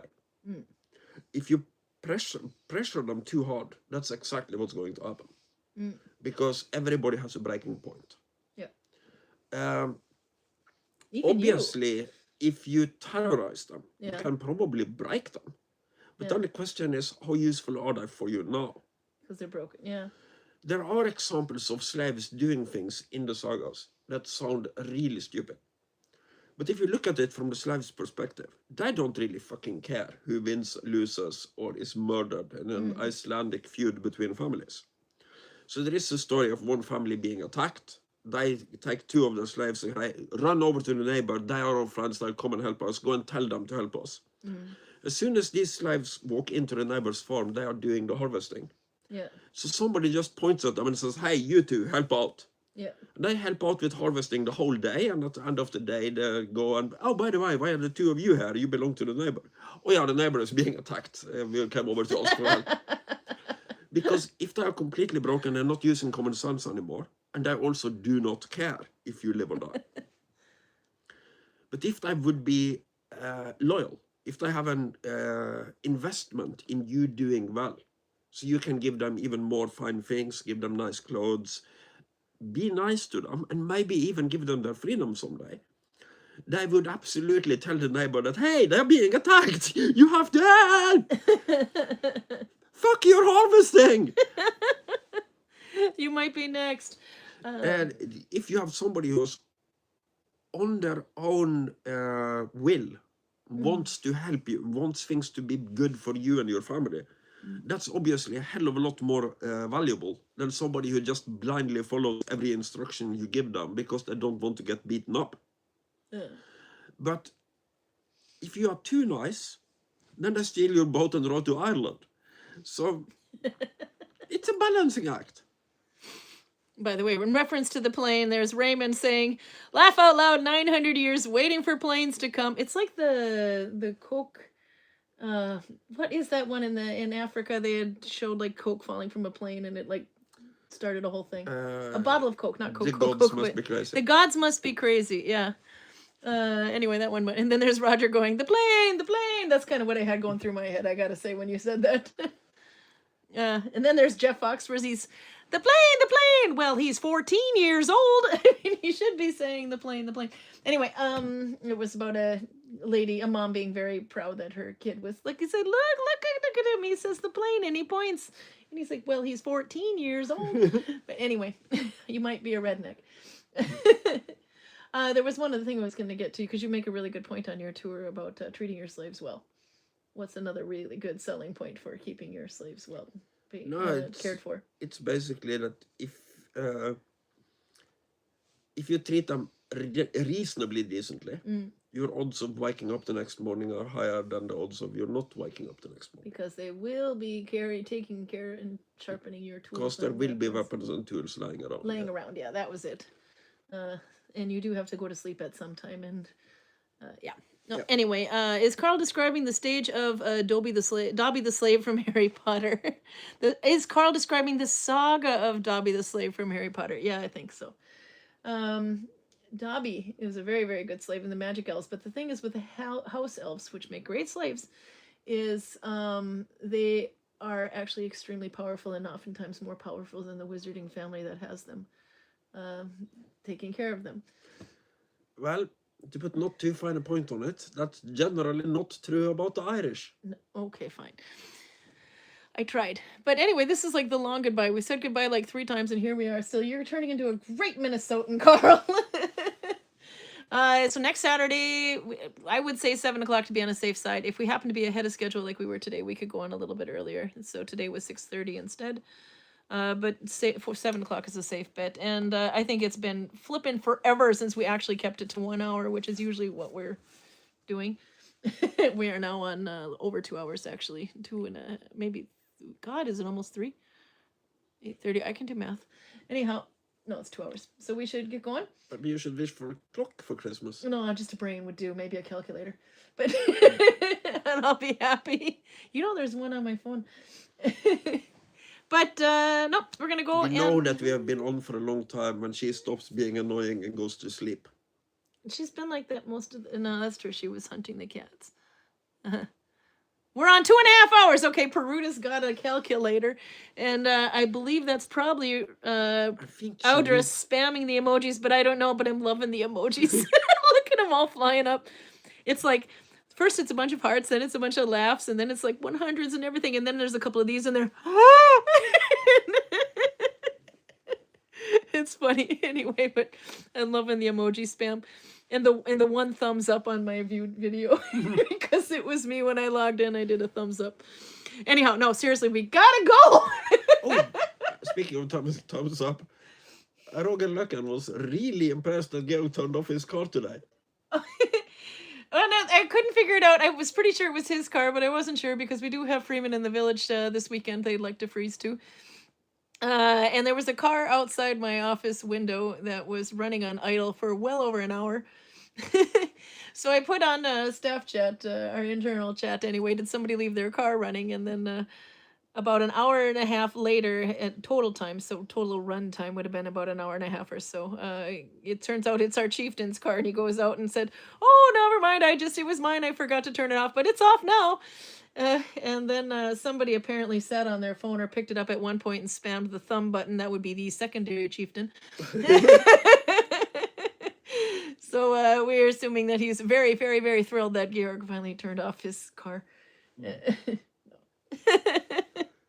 Why would you leave your car idling if you're from a cold climate? You do that to charge the battery if you only drive little short distances, like from your house to work or to the grocery store to work, and it's a very short distance. Your battery will not just charge across properly. The bridge. He lives which is a 2-minute walk. Yeah. Yep. So I think he brings his car in case he wants to go to the shop, because carrying shopping bags is That's true. annoying. That might be a thing. But yeah, but because it's such a short distance, it actually your car would use more battery just to start in the morning. Okay. Have an awesome week, everyone, says Peruta. Way past lunchtime here, says Katie. You see what happens when we have something to drink. Okay. Bye. See you next Saturday. Enjoy your Arndal.